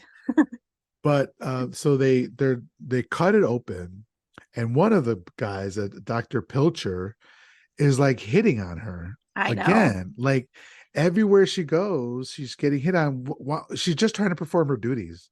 Like they just took this bug out of a dead woman's mouth. Could you put your dick away for a second? I I know. I'm like, this is just everything about this is horrible. Like, why are you talking to her like that? Like, just do your job. You know? Yeah, and It's she has to, because if she's a bitch to him, a quote unquote bitch to him, or like um uh, turns hurts him his down feelings. immediately, right, Yeah. then he could possibly stop helping her, Right. So and she needs his she help. So yeah, yes. so she has to play along. Sorry to interrupt you. But yeah, she has to play along, which sucks, right? But so then they say that it's I'm probably gonna say this wrong, but the name of it is a Acherontia Acherontia sticks, also known as the death's head moth, Nothing. and typically found in Asia, or some specially raised, or you can get them specially raised from imported eggs. And I just found like, why do serial killers in movies always have these really Obscure interests. obscure interests that are going to land them? They're going to make them found immediately. It's like, just like cars or like sports teams, like death's head moth that you're raising yourself that you have to import. Like, what are you doing, man? Yeah. Also, who has the throwaway money to be importing moth cocoons and then just have extra to shove down people's throats? Yeah, those are I'm just pricey. I'm just wondering, like in this economy? Yeah. Like he's obviously a good seamstress later on when you Yes. find out. So maybe he's doing some seamstress work on a seamstress work on the side or something. Wait, is it seamstress and tailor? Are those the two? I think so. Okay, I just said Yeah. seamster. Seamster, I like seamster. We're gonna go I with that. like that too. Yeah. So anyway, so the next scene, we're at the home where bugs are being raised, and we see women's outfits on mannequins, and then we see a naked man at a sewing table. We just see his back, and then we hear a woman crying off screen, and then we hear a dog barking, sorry. And then we go over and we see an actual well in the ground, and we hear the woman screaming from the well, "Why won't you answer me?" And she's asking for help. Did you know about this well? Not Okay, what's going through your mind? I did not like it. I'm claustrophobic. Okay. So I wondered, I was like, oh, okay, he keeps them alive for 3 days before he kills them. So obviously there's like a holding tank. So I'm envisioning like a cage or like, a room or, something like very stereotypical, not a freaking well in the basement. That's that's terrifying to me. Like, you can't, it's so closed and confined. You can't climb out. You can't, you know, he could like throw things at you or whatever. You can't run away. You're just stuck there in the hole. Yeah. No, thank Ter- you. Terrifying. I am a bit claustrophobic as well, and being in confined spaces. I don't know. It's just like started in my 30s. It wasn't. It didn't feel like. You know what happened? I think horror movies fucked me up because I saw the movie The Descent. I'm not sure if you've ever seen that one, but I've heard of it's it. it's about them cave splunking and stuff like that. Yes. No, And thank you. yeah, and I saw that movie and I realized, oh shit, I'm a bit claustrophobic. Not terribly, but like oh, so at Ghoulish Book Festival, right? You know that elevator? Yes. I took it once and never again. Yes, me too. It's so I fucking use the slow. stairs. Yeah, and there's like four sets of stairs. I'm like, that's fine. I'm okay with that. I'm not Yes. taking that fucking elevator. So No, thank you. yeah, that's a cool building though. That's a cool building. Yes.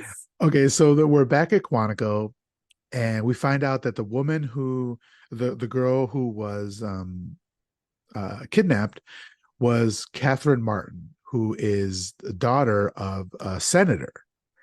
And so the senator is on the TV on the news, playing to Buffalo Bill or whoever kidnapped them. They don't know for exact who actually kidnapped her, but to the kidnappees to please let her go, to be merciful and strong, to treat her better than the world has treated you.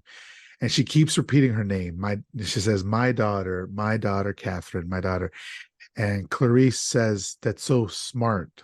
Her and her friend Ardelia say that it's so smart that they're trying to connect her name to like that body basically for the person who kidnapped her, you know. Yes. I thought Um, that was clever too, to try and humanize her, yeah. which And I also appreciated later on.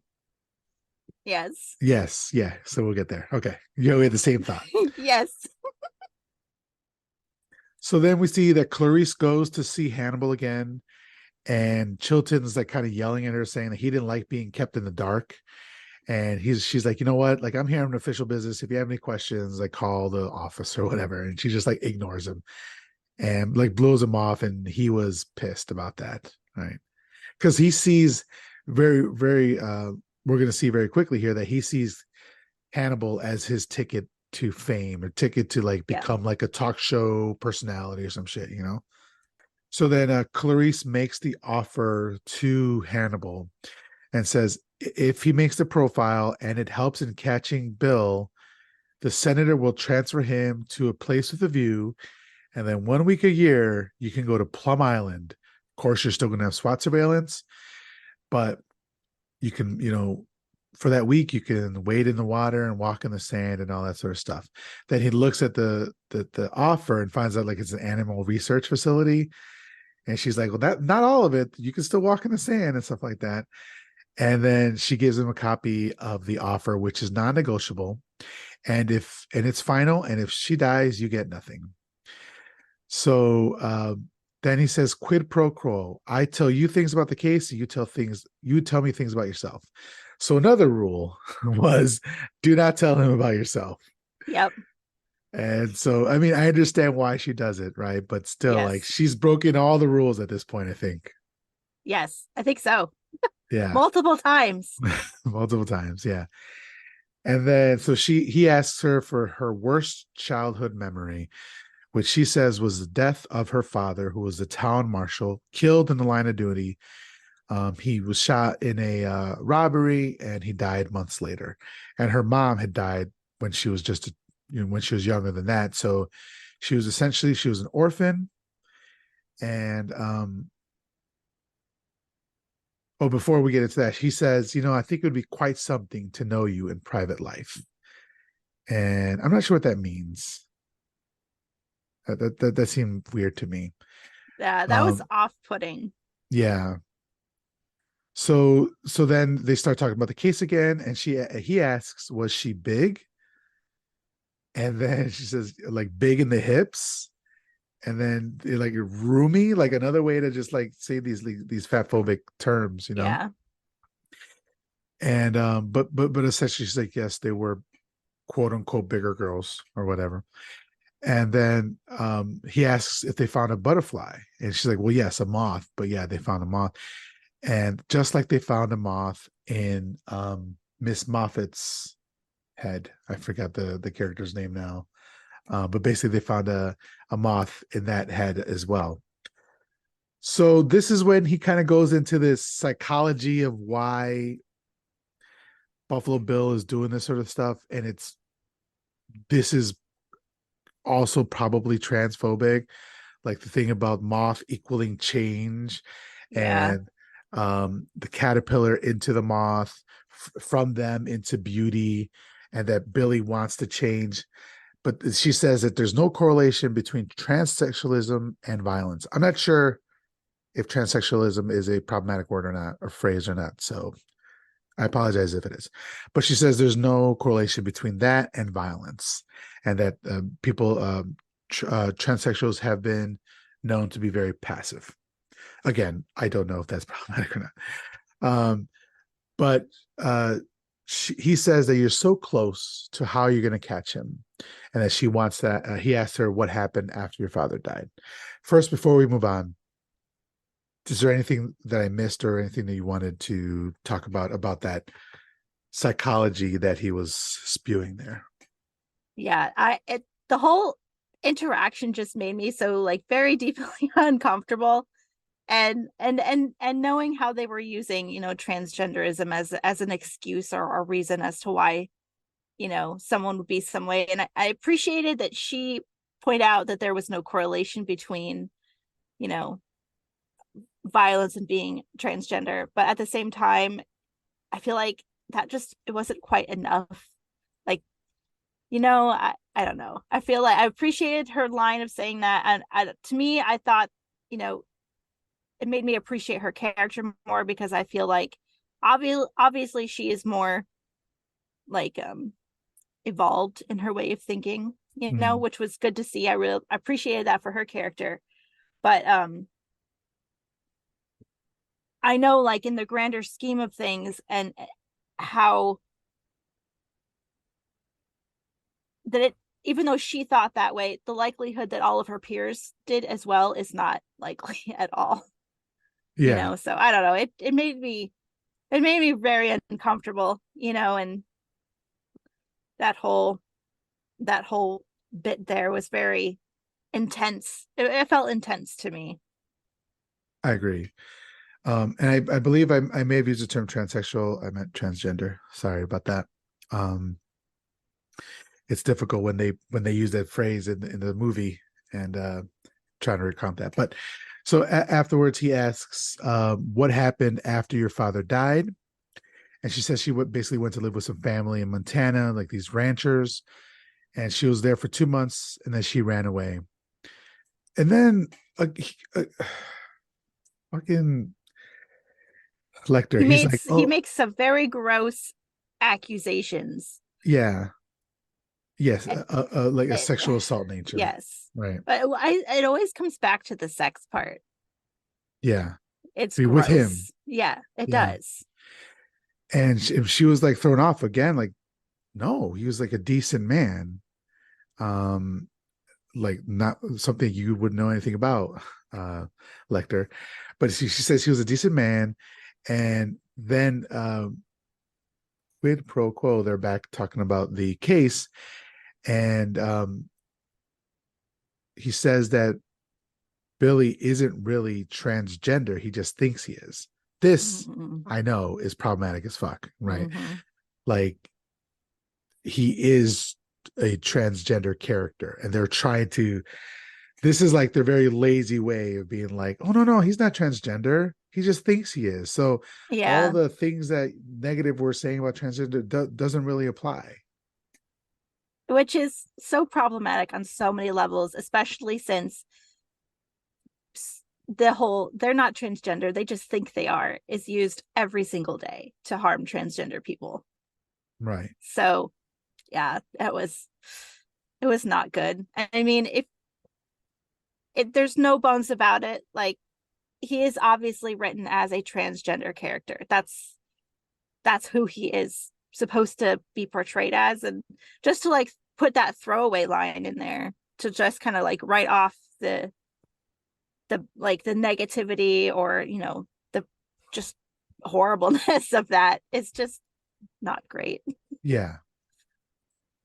So then we leave that scene and we see this, or I'm sorry, we get this cool shot of the reflection of Hannibal and Clarice, which if you're on the Patreon is my background. I really, really enjoyed it because it's basically like they're squaring off against each other, between like a Yes. battle of wits or something like that. Oh yes. So then he says John Hopkins, University of Minnesota, and Columbus Medical Center.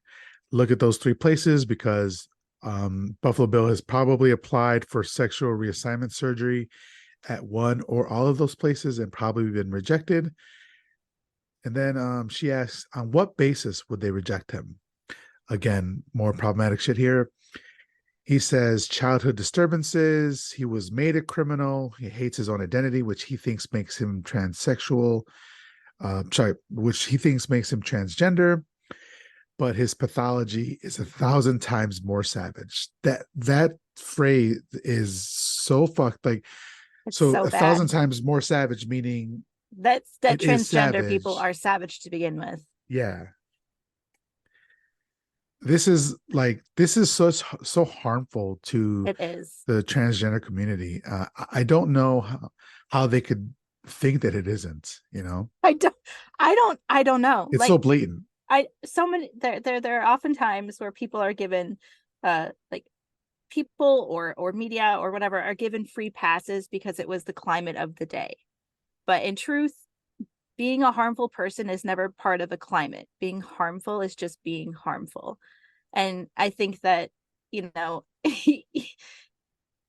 all of this is just, was there absolutely nobody that went, you know, I think this could actually be a really bad idea. In Yeah. any stage of production, no one thought that. Yeah, it's like you didn't need to have a transgender person as your villain.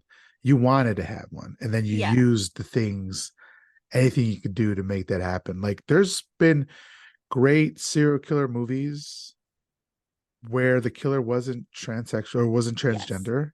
Mhm. Um, and so it's possible to do, but you just wanted to do it this way, Yeah. and it, They took a whole identity of a whole population of people and turned it into something grotesque and horrible because people were already afraid of that. And so they just took people's fear because they didn't understand it, because, we are a naturally fearful group of creatures. But yeah, they took that was already something that people were afraid of and just made it even just twisted it and turned it into this grotesque, like, it's disturbing to see. It's distressful to see. It's kind of like when you watch things and they include like sexual assault or child abuse for no other purpose than to bring shock value. Did mm, not have to happen. No reason for it to be there, but they wanted that shock value. So they just took these experiences and turned it into money. yeah. So I was going to ask you if you've seen a movie, but you probably haven't. And then I think it because would, I'm uncultured. because you're uncultured, but then it would just kind of like spoil it for you. So I'm gonna not ask that question, but it would have tied in perfectly to what you're saying. But we'll move on. So then, so Chilton is listening in on a device. He's basically spying in on them, and so then we go back to Buffalo Bill, and we get this famous well scene where um, Catherine is on the bottom of the well, obviously, and Bill is sitting at the top of it with his dog. And he says, it rubs the lotion on its skin. It does this whenever it's told. And the camera is the angle looking up at him from like if we were down in the well. Great shot. What was going through your head? What were you thinking? I was like, okay, so here's the moment. right? Where we finally hear these lines that are so famous. And I'm like, that was so clever to frame it as we're looking up at him, right? Because now we are the it. Yeah, And then also like, oh my God, yes, it. He doesn't want to humanize it, right? exactly. Catherine. Exactly. So it ties back to like her mom calling her Catherine over and over again, my daughter Catherine. And he's here calling it he's here calling her it.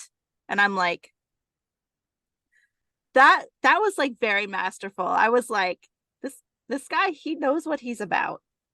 He's putting that distance between himself. And Mhm. also like I never understood the context of it. So I was like, what on earth would he be talking to that is like lotioning itself? It's, you know? Yeah, because he wants to keep the skin for his That's skin yeah, suit well nice and moisturized. supple. Yeah. And I was Um, like, yeah, then it made sense in that moment, which made it even more horrifying. yeah. And but the thing is, you were saying it's so smart and so masterful. That's the thing that's disappointing. You have this level of Oh, I writing. know. And then You you could have have figured out any way, anything anything else, else. because you have the ability, because we could see you right now, this right Yes. here, but you chose not to. You chose to punch down, right? Yeah. So that's really disappointing. But so then again, so she's yelling up and she's saying, please, let me out, call my parents, they'll pay the cash, ransom, whatever you want. She's begging. Then he says, it rubs the lotion on its skin or else it gets the hose again. That Fucking terrifying. iconic line. Terrifying. Oh my Okay. gosh.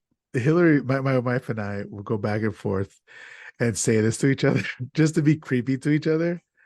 And it works all the fucking time. Oh, I'll be like, stop, or she'll be like, stop, it's terrifying. But then the dog, Precious, she barks, and Catherine does, unfortunately, as she's told, that she's demanded to do, she puts lotion on her skin. And she says, my mom is a real important woman. He says, it places the lotion in the basket. And she says, I want to see my mommy. And this affects him. mm-hmm. He starts like, he's very affected by it and he starts crying a bit. She puts the lotion, he says, put the fucking lotion in the basket. And he shines a light down the well and she sees a nail in the well, like a nail from a fingernail in the well Mm-hmm. wall. And she starts screaming from this. And we realized it was the nail from the woman that we saw earlier in the autopsy, or it could be one of the nails, right? And then she starts screaming, and then he starts screaming. And that's Mm-hmm. the worst. When your captive starts screaming as well, you're in for it, because that means nobody's around to hear you. Yes. And he just mocks her. And he mocks her. Yes. And also I just find it like so unsettling that his dog is a little poodle named Precious. Yeah. I just find it, and it's a white dog. I find it just deeply unsettling, any serial killer that has pets. There was this other horror movie that I watched, and then I don't remember the name of it. It's an old movie, and it has like this sci-fi element where an agent goes into the serial killer's mind. He has a white dog too, and it's like his best friend. And I'm like, what is it with white dogs and serial killers? I That's just the don't get cell. it. That's the Yeah. Oh, cell. oh yeah. Okay, Yeah. okay. Yeah. Yeah, that is the With, name of it then. yeah. Yeah. No, Uh, thank you. yeah. It's something about because white is supposed to represent pure and goodness, stuff like that, which is itself problematic. And so when you see like a white dog or something, or a white wizard or something like that, you're like, oh, they're good.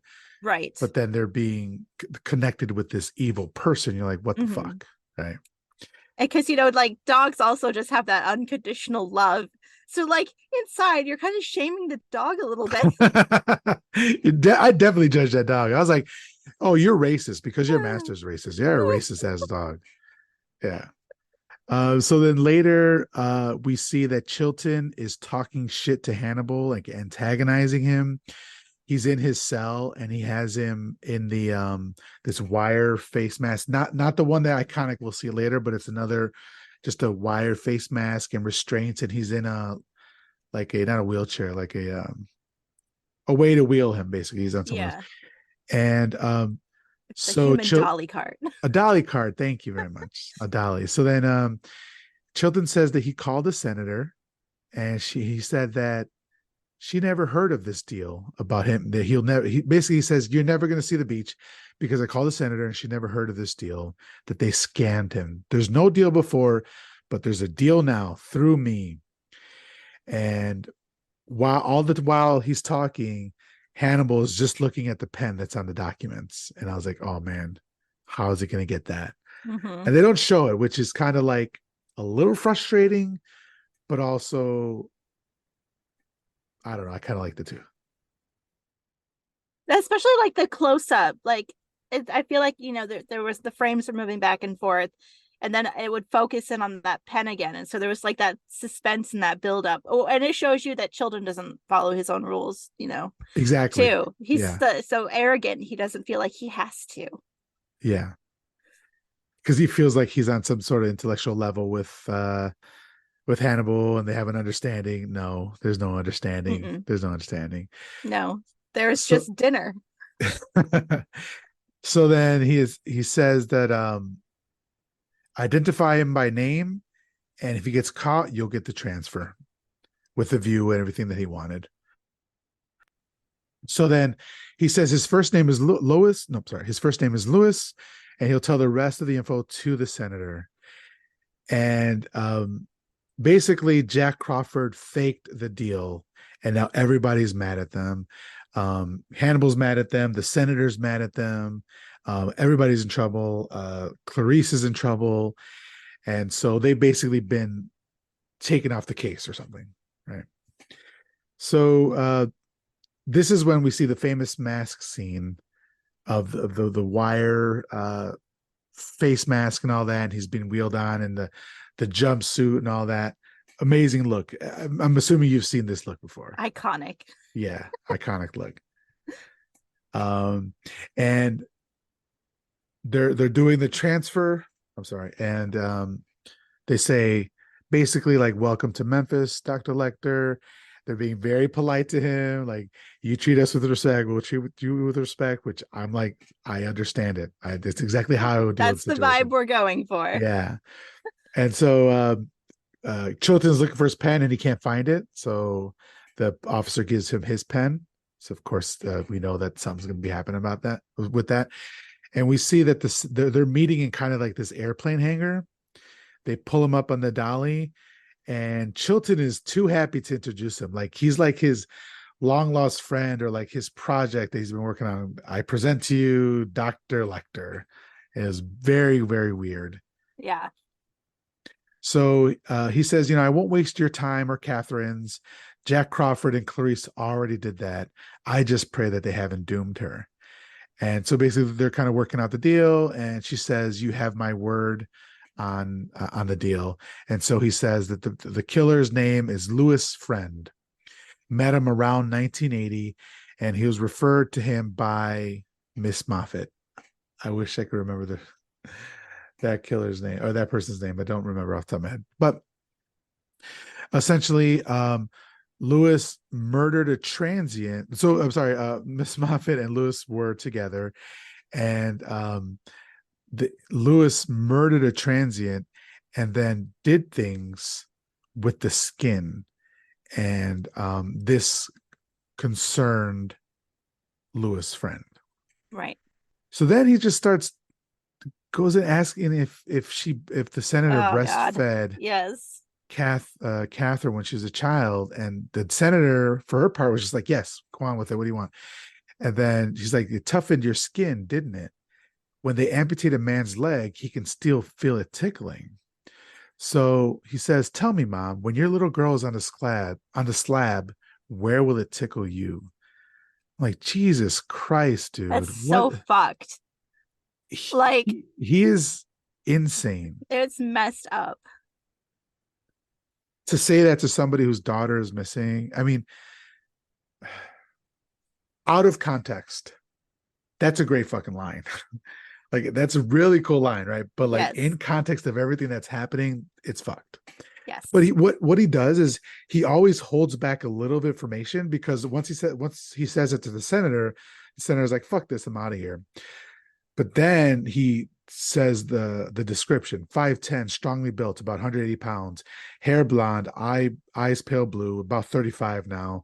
Lived in Philadelphia, but may have lied about that. That's all I can remember. So he brings her back. So basically, it's very manipulative, because he's like, before I tell you what I want to say, I'm going to tell you this mean ass shit that I want to say. Then I'll tell you Yep. the thing, you know? So, she says, it calls her back, Senator, just one more thing. Love your suits, which is like, okay, I know. So then Chilton is out on the steps, like giving this news conference, just like on top of the world. He's Right. like, because of my own unique insight into Lecter's mind, that's the reason why this breakthrough was possible. It's like, all right, dude. So then Clarice goes to visit Hannibal, and while she's doing that, she's trying to figure out the anagram for Lewis' friend. In the elevator, one of the cops asks, "Is it true that he's some kind of vampire?" And then she says, "They don't have a name for what he is." Again, great, Iconic. a great I line. Yeah, loved that. yeah. Um, so then they're in this huge hall with a cage in the middle of it, which I don't understand why this is a thing. Why wouldn't they just put him in a regular jail cell? Why this huge Very, yeah, I know. I thought the same cinematic thing. thing, you know? Yeah, it's very elaborate. It's very like, I mean, the setup is fantastic. Like I love the Looks beautiful, whole, looks great. yeah, it's fantastic. But I'm like, why though? Why not just Yeah, lock him up? Like you know what he's capable of. Why was with all the dramatics? yeah. I mean, yeah, I'll leave it at that. So then, so here we do get the iconic line that you said earlier. Good evening, Clarice. Oh, He is such a drama it's queen, so creepy. He because then is. yeah, because she gives him his drawing backs, but gives him his drawings back, but he's angry. He doesn't turn around to face her. Then all of a sudden, with a quick dramatic flare, he turns around, and it's like, that's what I was like, okay, drama queen, like. And then he's like, Anthrax Island. That was a nice touch. Was it yours? And she's like, yes. And so like you could see he's still kind of upset with her. And then he says, your anagrams are showing, doctor. What was the name? Lewis Friend, iron sulfide, fool's gold. So he thinks he's very clever. He Yes, likes his clearly. anagrams. Yeah. So he's giving her a little bit of more information.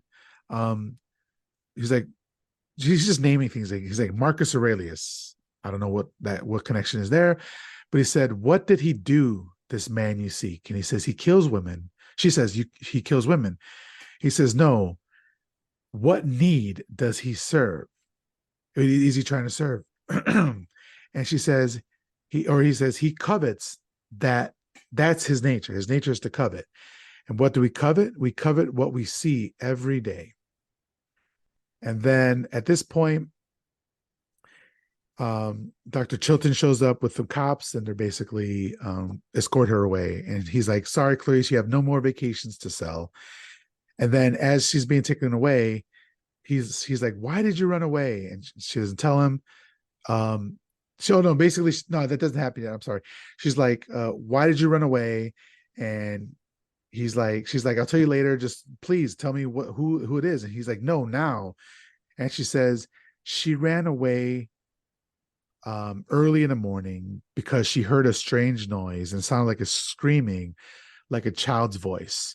Then she went to the barn and she looked inside, and he asked, what did you see? And she said she saw the lambs. They were screaming because they were being slaughtered. And she went and opened up the pen to let them out, but they wouldn't run. They would just stand there. So she took one lamb and ran. And it was very cold, and she had no food or water. And she thought if she could just save one, but she couldn't. She only made it a few miles. And when the police found her, and the rancher was so angry that he sent her to an orphanage, and they ended up killing the lamb. and she still wakes up sometimes and hears the screams. And he asks her, does she think that Catherine is that lamb and that you're trying to save her? And so this whole thing here, this is traumatizing, right? She had childhood Very trauma. traumatizing. Yeah. So what did you think? So finally we understand the name, The Silence of the Yes. Lambs. So what were you thinking here?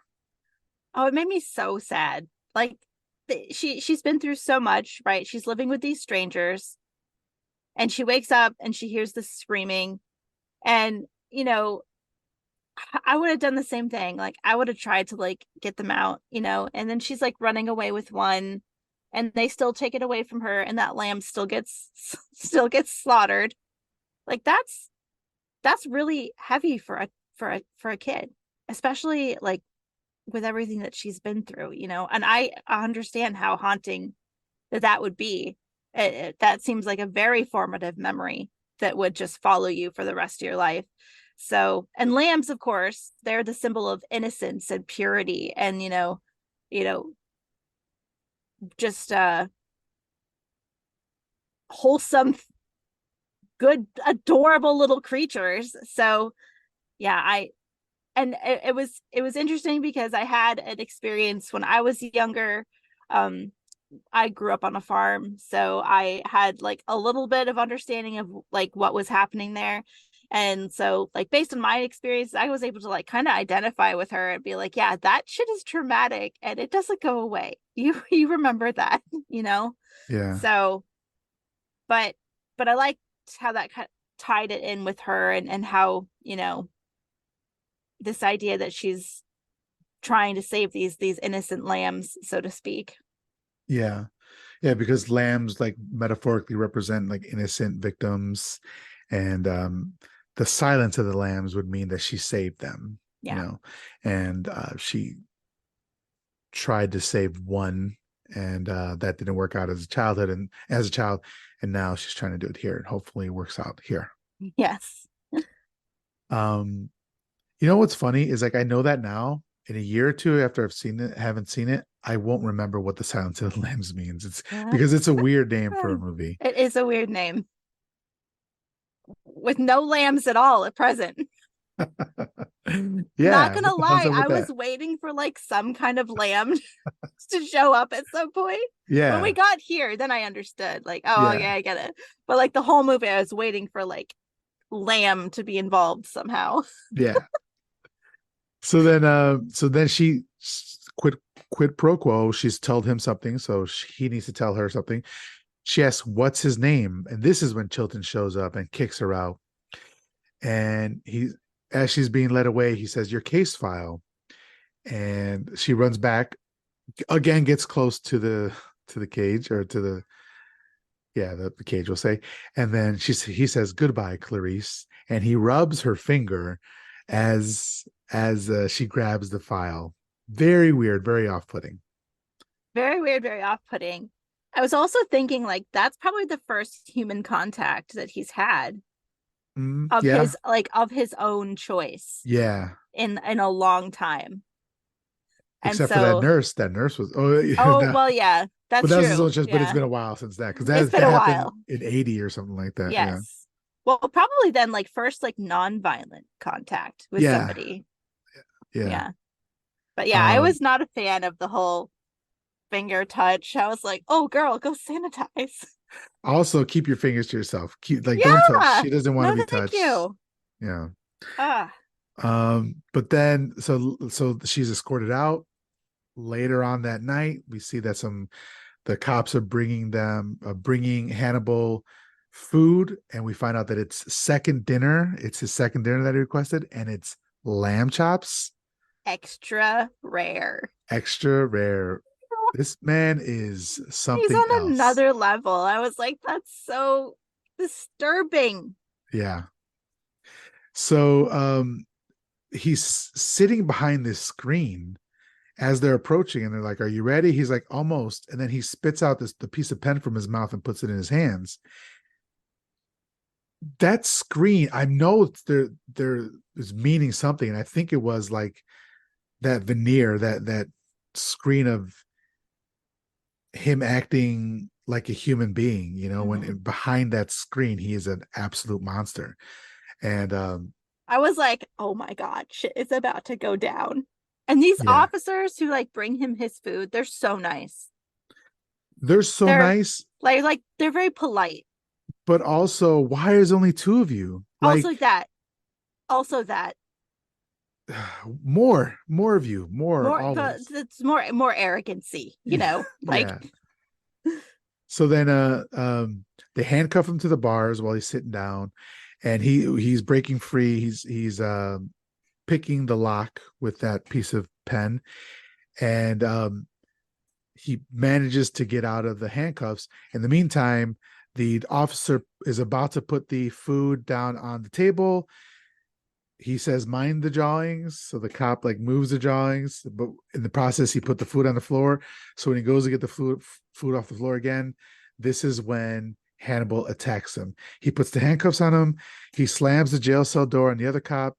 He bites the one cop's face, nose area, and slams his head repeatedly against the bar and then maces him. And then he grabs the baton from the other cop and beats that cop bloody, like blood soaking yeah, it's from a lot. into It's his shirt. very violent. I think Anthony Hopkins has killed somebody in real life, because Jesus Christ, the look on his face, and he was getting surprised every time his face would get splattered with blood. It looked a little bit like Mhm. a little bit, but He man, was this euphoric. okay, Yeah, I think he was like, and afterwards, like when he stood up, like he was just euphoric, I feel. yeah, Also, those drawings, when did he have time to draw a whole ass picture of Clarice holding a lamb? that's was And it a then, lamb? I yeah, didn't it was notice it was a Clarice lamb. holding a lamb. And then in the background were three crosses, which are also heavily associated with the lamb. Okay, the Lamb of God and all that. Yeah. I was like, shit, that's like a Yeah, whole other level there. I noticed the drawing. I didn't notice she was holding a lamb. That's crazy. Yes. That's Well, wild. and That's wild. she's drawn as like the Mother Mary kind of figure because her hair is down and she has kind of like that halo going on, but also robes that drape off of her shoulders and come around to where she's Okay. holding the lamb. Okay. So I he have to go like back and look at that. sanctified her. Yeah. That's the thing, is like this movie like There's so rewards many you. details. Yeah, it rewards you for going back and watching it again. Even though it comes in at like a little over 2 hours or around 2 hours, it doesn't feel like that. It No, doesn't feel very it really doesn't. Because yeah. I watched it and I was like, I feel like this was like really fast. Yeah. Yeah, And it then was and entertaining the whole time. it was, yeah. So afterwards, he's just like chilling in his cell with like this classical music, and the cop is one of the cop that's still alive is trying to crawl away, and he grabs a knife from the cop that had been handcuffed, and he says, "Ready when you are, Sergeant Pembry." And then the scene ends, and I'm like, "Oh man, Oh I God. don't want to know what's going to happen there." On the ground floor, the elevator it goes up to 5, and everybody's like, "Why? Who's using the elevator now? Why is it going up to Yeah. 5?" Then they hear gunshots, and then the elevator starts coming down again, and they all prepare. They call in the SWAT, but it stops on 3. They go up to the third floor, full SWAT mode sort of thing. There's nothing in the elevator. Um, they go up to the hall. They see that the cop has been flayed, like skinned like an angel, is hanging from the roof in the cage. How did he have like? Thank you. That was How the do you have first thing I time for asked. I this? was like, first of all, how did he have time? How did he get it up there? And Yeah, no one noticed this whole time that it was taking these police officers forever to deliver Hannibal his meal. Nobody thought to check in. Nobody was like, you know what? Something ain't right. No, we're just a whole carved up body hanging on his cell. yeah, like cinematically beautiful, Yes. masterful, wonderful. Makes no sense how it happened, No, it makes no sense. but it's so good. You're like, sure, We'll, sure, we'll why look, not? we'll overlook it. Yeah, yeah. So then they realize that Lester is missing and armed, but they see the one cop on the floor, Pembry, is still alive. And so they put him on a stretcher. They get the ambulance, put him on the stretcher. They get Pembry out. He starts shaking. They put the oxygen mask on him. They cover his face. Then when they're on the elevator, blood starts trickling down from the roof of the elevator, and they realize, oh, um, Hannibal is on the roof of the elevator, inside the shaft or whatever. And so very slowly they get everybody out of the elevator, and then the SWAT team goes up and looks down with a mirror. They see a body with the gun in hand. They're like, Lecter, throw your gun away or whatever, come out. He doesn't respond. So they shoot him in the leg and he doesn't move. They open up the hatch. The body falls back. We're now back in the ambulance. It's left. Pembry moves. Do you want to say what happens here? Oh my God. Oh my God. I did not see this coming. Listen, we're watching it. The body falls out, and I'm like, where did he kill? Where did the body come from? Who else did he kill? And then I stopped and I deadpan slow looked at my friend and I was like, shit, that's not an officer in the ambulance. That's Hannibal. And he goes, yeah. And I'm like, he cut off his face. And he's like, yeah. And I'm like, he's wearing a dead person's face. And I was like, my mind was blown. Yes. I was like, fuck me, Jesus Christ. Sorry. But that was like a moment where I was just like, oh my God. I did not see it coming at all. Love it. And I so love then to hear. when he sat up in the ambulance, or you know what's gonna happen now, right? And I was just like, that fucked with my head because like when they're loading what they believe to be the officer into the ambulance, his friend is like telling him it's gonna be okay. He's like looking at him dead ass in the eyes, like, you don't look so bad. You look fine. You're gonna be okay. And I'm like, that fucked with me so bad. It's just like, Yeah. I did not see that coming at all. I was shook. Yeah. It's so shocking. Every time you see it, you're like, oh, fuck. And the whole time I'm wondering, I'm like, how is he going to get out of here? Like, how on earth is he going to get out? There's officers on every floor. Like, how will he logistically get out of here? That's Wheeled how. out the front door on his back. Wheeled out the front door wearing a fake skin face. Yeah. So, um, I apologize for my yelling. no, I love it. Yell as much as you want. Go right ahead. I love. Did the person you watched it with? Did they already know? Had they already seen this? They had already seen it. They had already seen it like years and years ago. So it was Okay. kind of like a refresher for them. So Yeah. they knew what's happening. They didn't spoil anything. But I'm like freaking the fuck out. Yes. And they're laughing at me. That is that's a proper reaction to something that happens like that. I'm just screaming. I was like, that was amazing though. Like that Yeah. was incredible. Incredibly done. I agree. So then at Quantico, so basically we see him remove his bloody face to reveal Oh, that it is actually Lecter, Hannibal Lecter. So then it quick switches to we're back at Quantico, and they tell Clarice about it, that he's broken out. They found the ambulance in a parking lot. They're all dead. He even killed a tourist. He's basically gone, and they're worried for her. And she's like, he's not going to come after me. That's not his thing. So then we go back with Bill, and he's stitching human skin.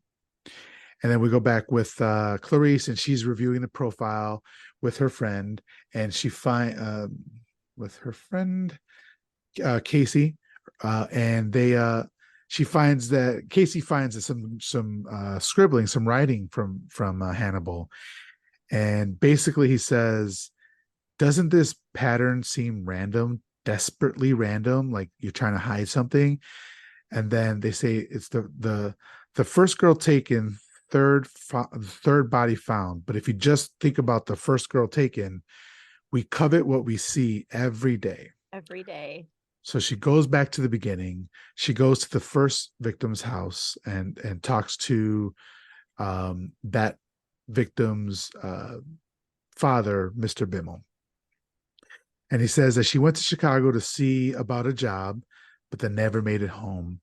So Clarice is looking in her bedroom, and she opens up a music box and kind of rummages through it, and she finds this false panel with like naughty pics of her, like hidden behind it. There were what's that kind of camera Like called? boudoir. Yeah, boudoir pics, boudoir right. photos. Yes, exactly. And so it's kind of like, oh, she's not as Yeah, she had a innocent as secret her. life Yeah, which is cool. I really love with that her for her. glitter nail polish. And her earrings. Yeah. Um, And one of the photos is like I thought was it was like of her back, which is not she's not the victim that has her back cut off, but I yeah, just thought that was interesting, the parallel between the two. yeah, yeah. So then she's walking around and she sees the mannequin for sewing. And then she's looking some more and she looks in the closet and she realizes Bill's making a suit out of women with their skin. I Yes. don't want to say the sentence anymore. So, and then she runs out of the room and we see that this dress has the same diamond shaped cutouts that that body had. So that's how Yes. she realizes it's a dress pattern. So up until this point, did you know that he was making a dress? I kind of like suspected. Okay. I knew he was doing something with their skin, Yeah. obviously, but I kind of figured it was, especially with the heavy like transformation, and that implied that he would have tried for surgery and he would have been denied. Okay, so if he can't get the surgery, then what is his next best option? Is just doing it himself, basically, but Yeah. in a psychopathic way. Yeah. So then she calls Crawford and like he's a tailor or a dressmaker. He has to keep them alive, and so that's why he gets them on the quote unquote bigger side, so that the skin can dry naturally and shrink a little bit.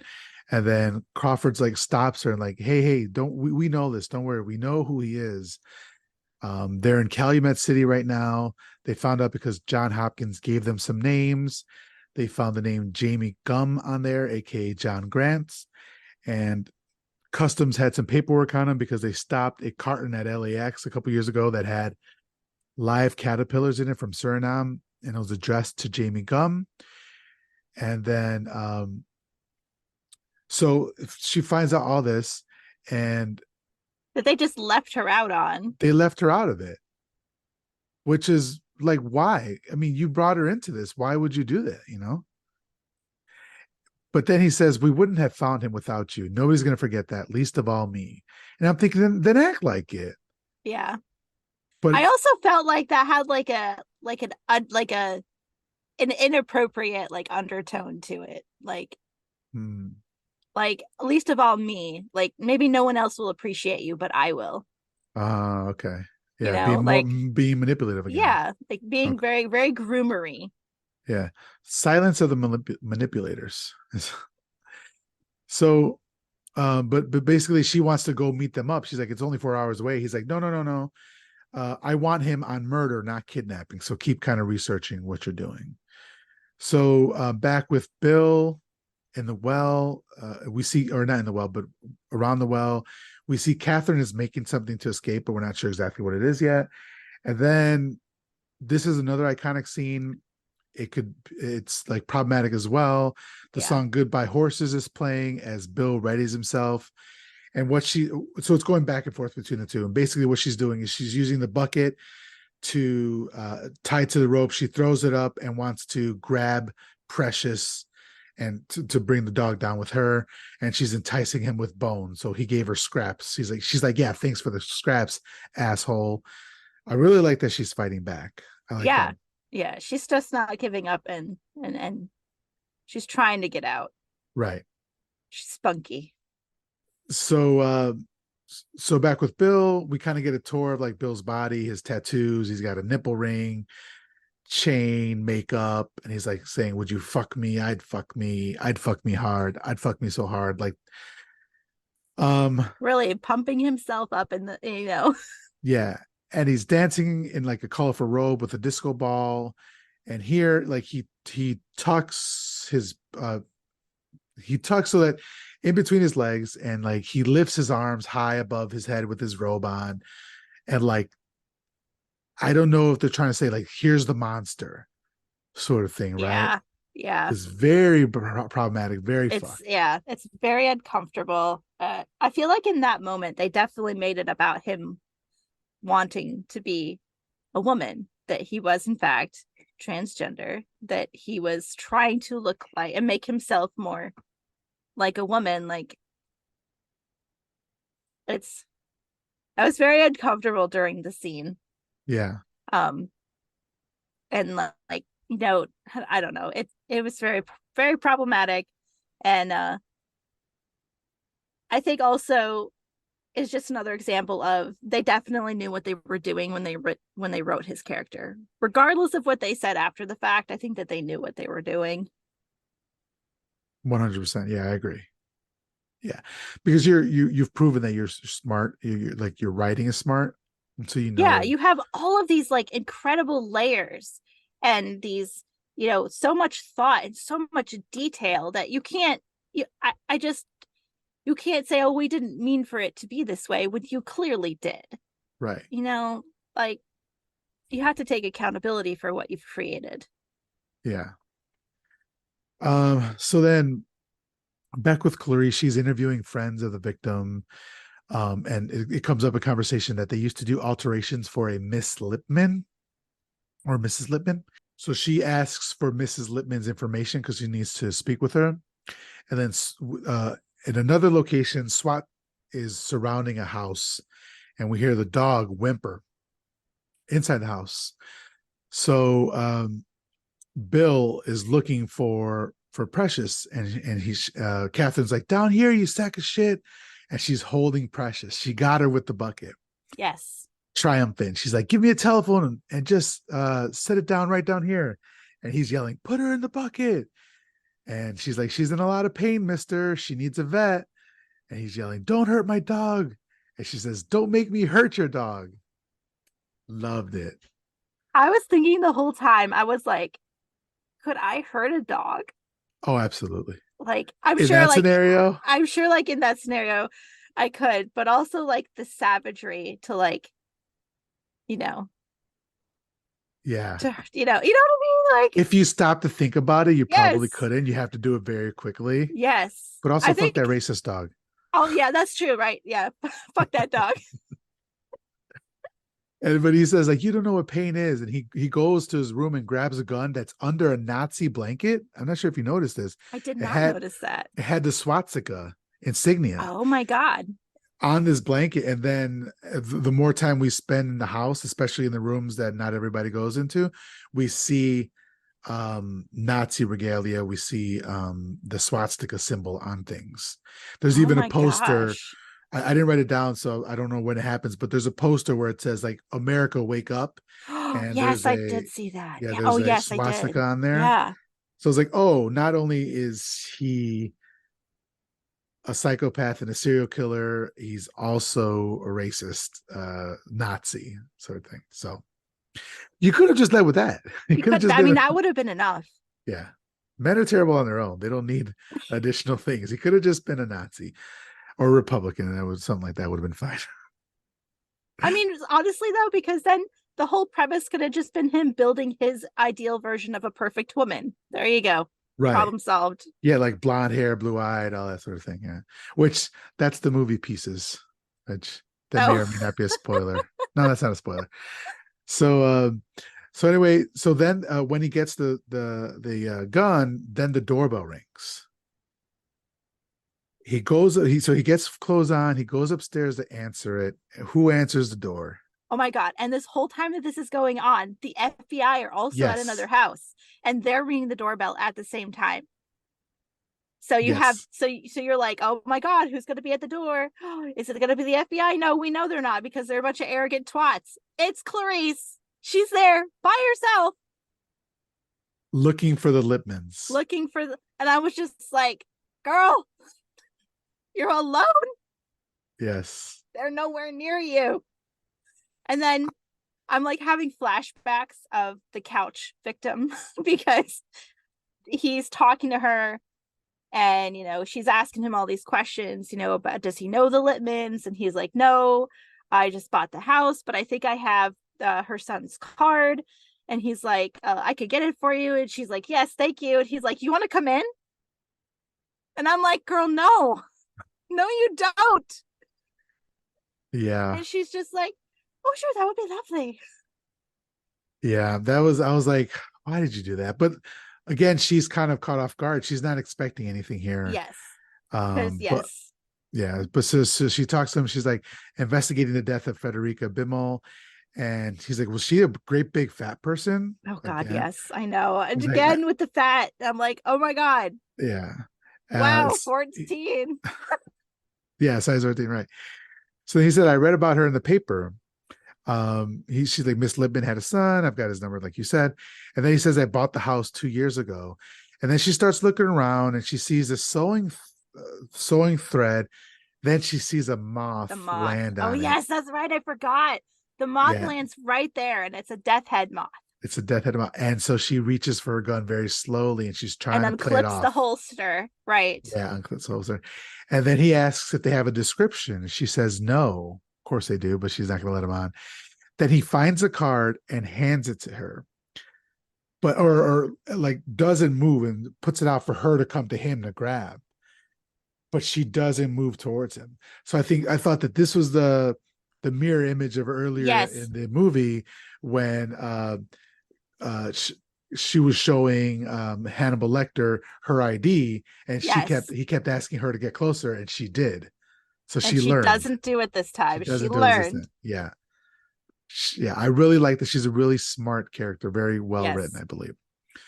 Although she did walk into that house. She did walk into the house. I mean, Yes, yes. I guess I could kind of give her a little grace because, she wasn't really expecting anything, but also he's a man. Yeah, I'm sorry. yeah, exactly. So then she asks for his phone and he starts laughing. So I think at this point he knows immediately something's off. And she draws her gun and tells him to freeze. And he freezes for a second, then he runs. And she follows him, but she doesn't know where he goes. But so she sees the door for the basement, heads down there. She hears Catherine yelling. She comes across the skin suit. Did you notice the? And it wasn't Mm-hmm. completed yet, but it was Mm-hmm. there. Sure was. Yeah, and then she That was a continues with no. she continues following the screaming, and once she gets into the door to the room with the well, she tells her she's safe, and Catherine's like, "I'm not fucking safe. Get me the fuck out of here," and which I like that. And she asks, "Where is he?" And Catherine's like, "How the fuck should I know? I'm down here." She's like, "Don't leave me in here, you fucking bitch." But she's like, "Please, I gotta get out of here. I gotta get out." But Clarice is like, she has to handle this killer first. Mhm. But she's telling her the cops are on the way. There's nobody else coming. It's just her. Um, but uh she walks into the room. It's filled with moths. We see some more Nazi propaganda. Then she starts searching all the rooms, and she comes into this bathroom, and the bathtub is filled with this corpse that's been like in water, and it's just like all frothy and decayed, and it's just looks absolutely disgusting. I can Yeah. imagine how it smells in there. Oh God. She probably took the nose coke out so she wouldn't smell it. She put that cocaine on her nose. So then, just while she steps in there, the lights go out, and then us as the viewers, we get the night vision, and we see her in the night vision. Absolutely love this idea, this concept of it. What did you think? I was so nervous. I was just like, I loved it. I'm like, I'm just like, oh, but I was just so nervous and so on edge. I was like, oh my God, he can see her. She doesn't know that. He's got like this whole edge on her. Like, I loved the cinematography of it. So cool. Like literally so cool. But I was scared shitless. Yeah, exactly. I mean, yeah, it was so suspenseful, masterfully done. So it was good. I was even me, like I've seen it a bunch of times. I was like, oh shit, oh shit. So Clarice is terrified. She's up against the wall. She's pointing the gun kind of blindly. It's kind of shaking. He kind of goes up behind her and she falls, but she still doesn't know where he is. And he's like reaching out his hand to touch her hair and her face, and it's so close to it. Oh, it was so creepy. Very creepy. And then he kind of she turns and walks away from him. He's following. He raises his gun and he clicks it. As soon as she hears a click, she turns around and opens fire, shooting him and the window behind him, which showers the room with light. and he's been shot multiple times, and he is dead. Thank God. You finally breathe. You're like, ooh, It's over. yeah. What did you think of this final this whole thing that was happening right here? Oh, I loved it when the window broke and the light was coming in. I was like, that's like very metaphoric. And also, I was really happy that a woman killed him because I just feel like that was poetic justice Yes, and on her own. on her own with no backup. Yeah, That's badass. yeah, I Yeah, agree. it was very cool. You know what they did for like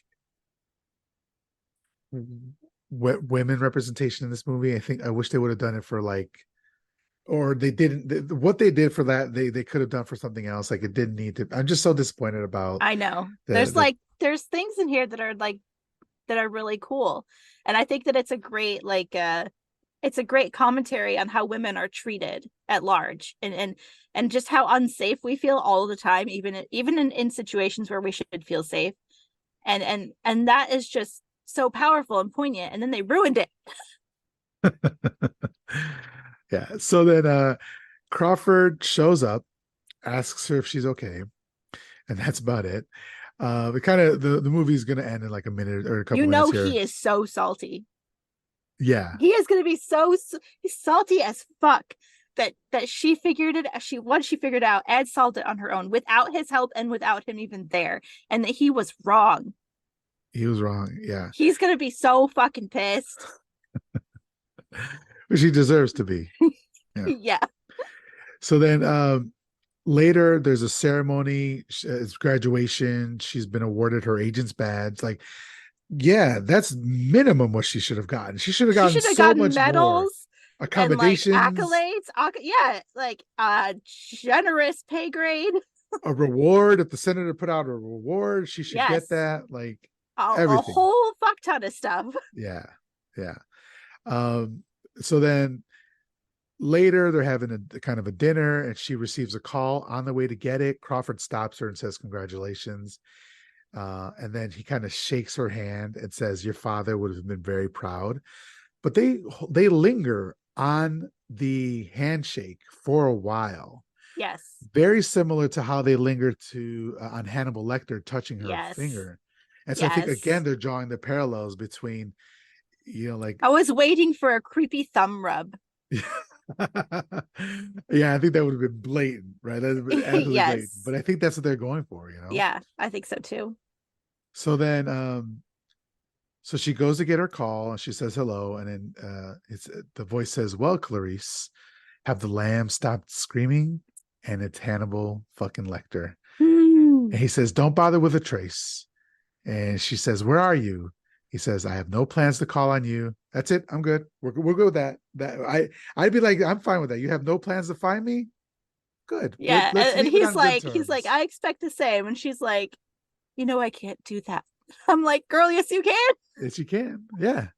Yeah. Go live your best life, okay? Don't cross paths with this man again. No. He is a bad man.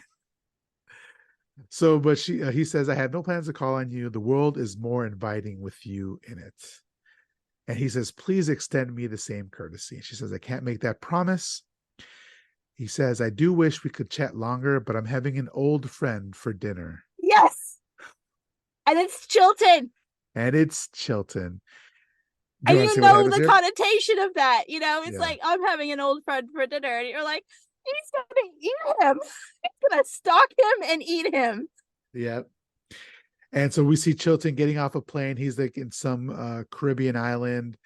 And he asks the man, "Is this if the security has been all set up?"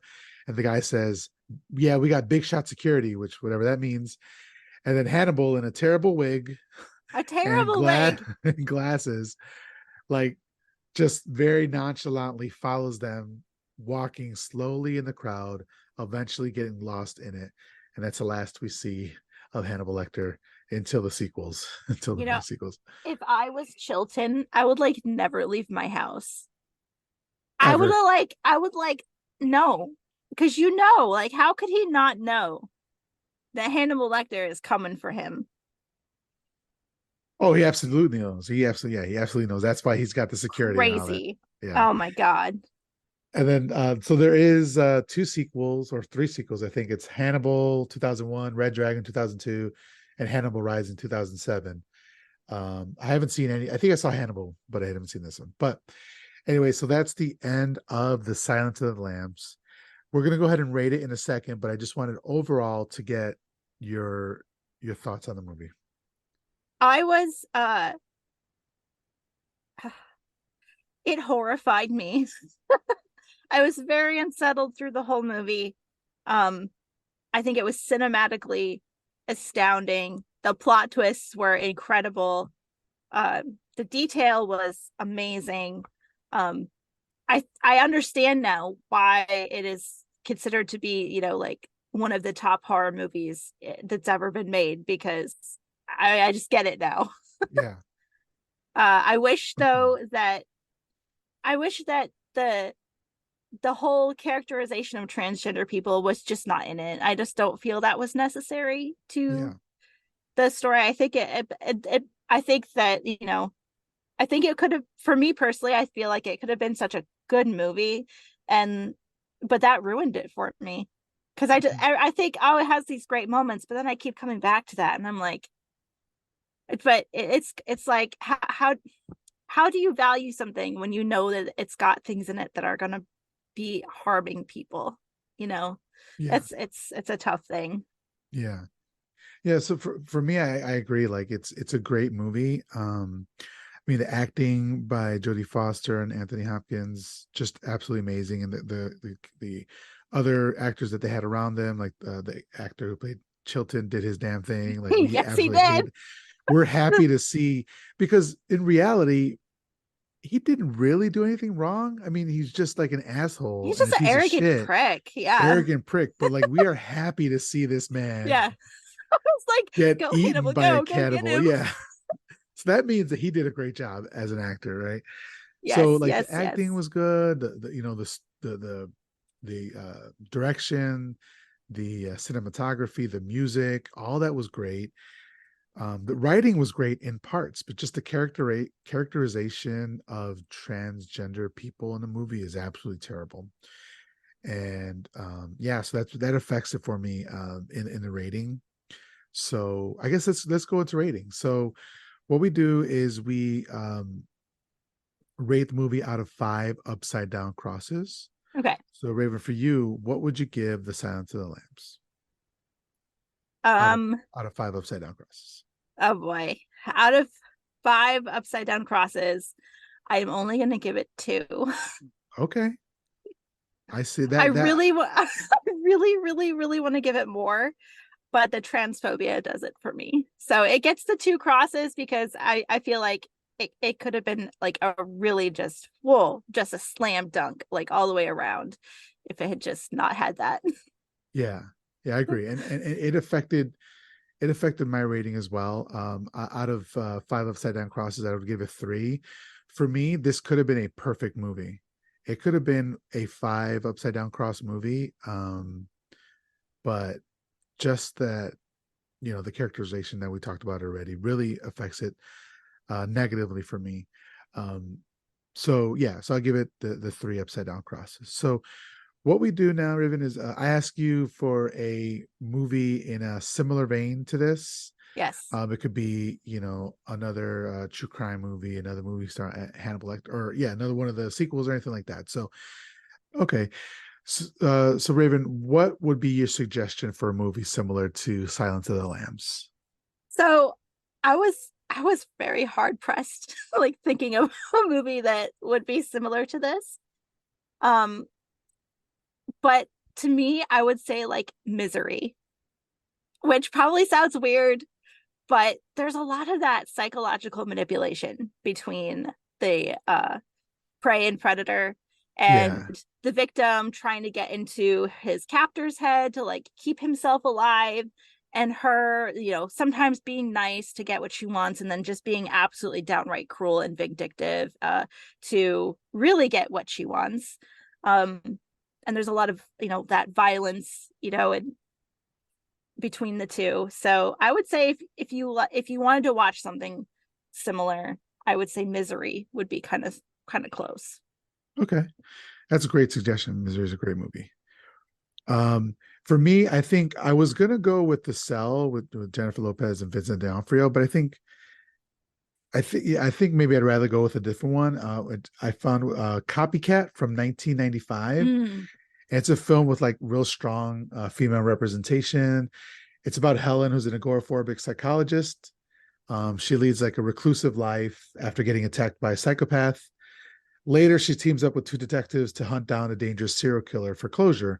And it's got Holly Hunter and Sigourney Weaver both doing a great Ooh, performance. So yeah, Copycat from 1995. That that would be does my sound suggestion. good. Yeah. Yeah. Okay, so Raven, if you could let everybody know once again where they could follow you, where they could support you, and Yes. then we'll go from there. You can follow me on Instagram at Curious Corvid Publishing or at Raven White, or I'm also on Twitter at Curious Corvid P or at I am Raven. And then our YouTube channel is called Nights with Ebon Pinion, and our Spotify channel is called the same thing. Nice. All right, so Raven and I are going to continue our conversation on the Sunday School Sessions, which is the Patreon exclusive. So if you want access to the videos of these chats, of the regular My Horror Confessional chats, and also the Sunday School Sessions, you can go on my Patreon on patreon.com/My Horror Confessional if you'd like to support the show. If you'd like to follow me, you can follow me on Instagram at My Horror Confessional. You can follow me on Twitter at MHCPod. If you'd like to email the show, you can email me at myhorrorconfessional@gmail.com. That's it, Raven. I wanted to say thank you so much for joining me today. I had so much fun. We went over like a lot over, and that's my fault, and I apologize, but I had so much fun talking with you I about had it. literally the best time. Yes. I would Yes. love to do this again I sometime. would love to have you back on. Yes. Thank you so much. Everybody else, thank you for listening, and we will talk to you next week.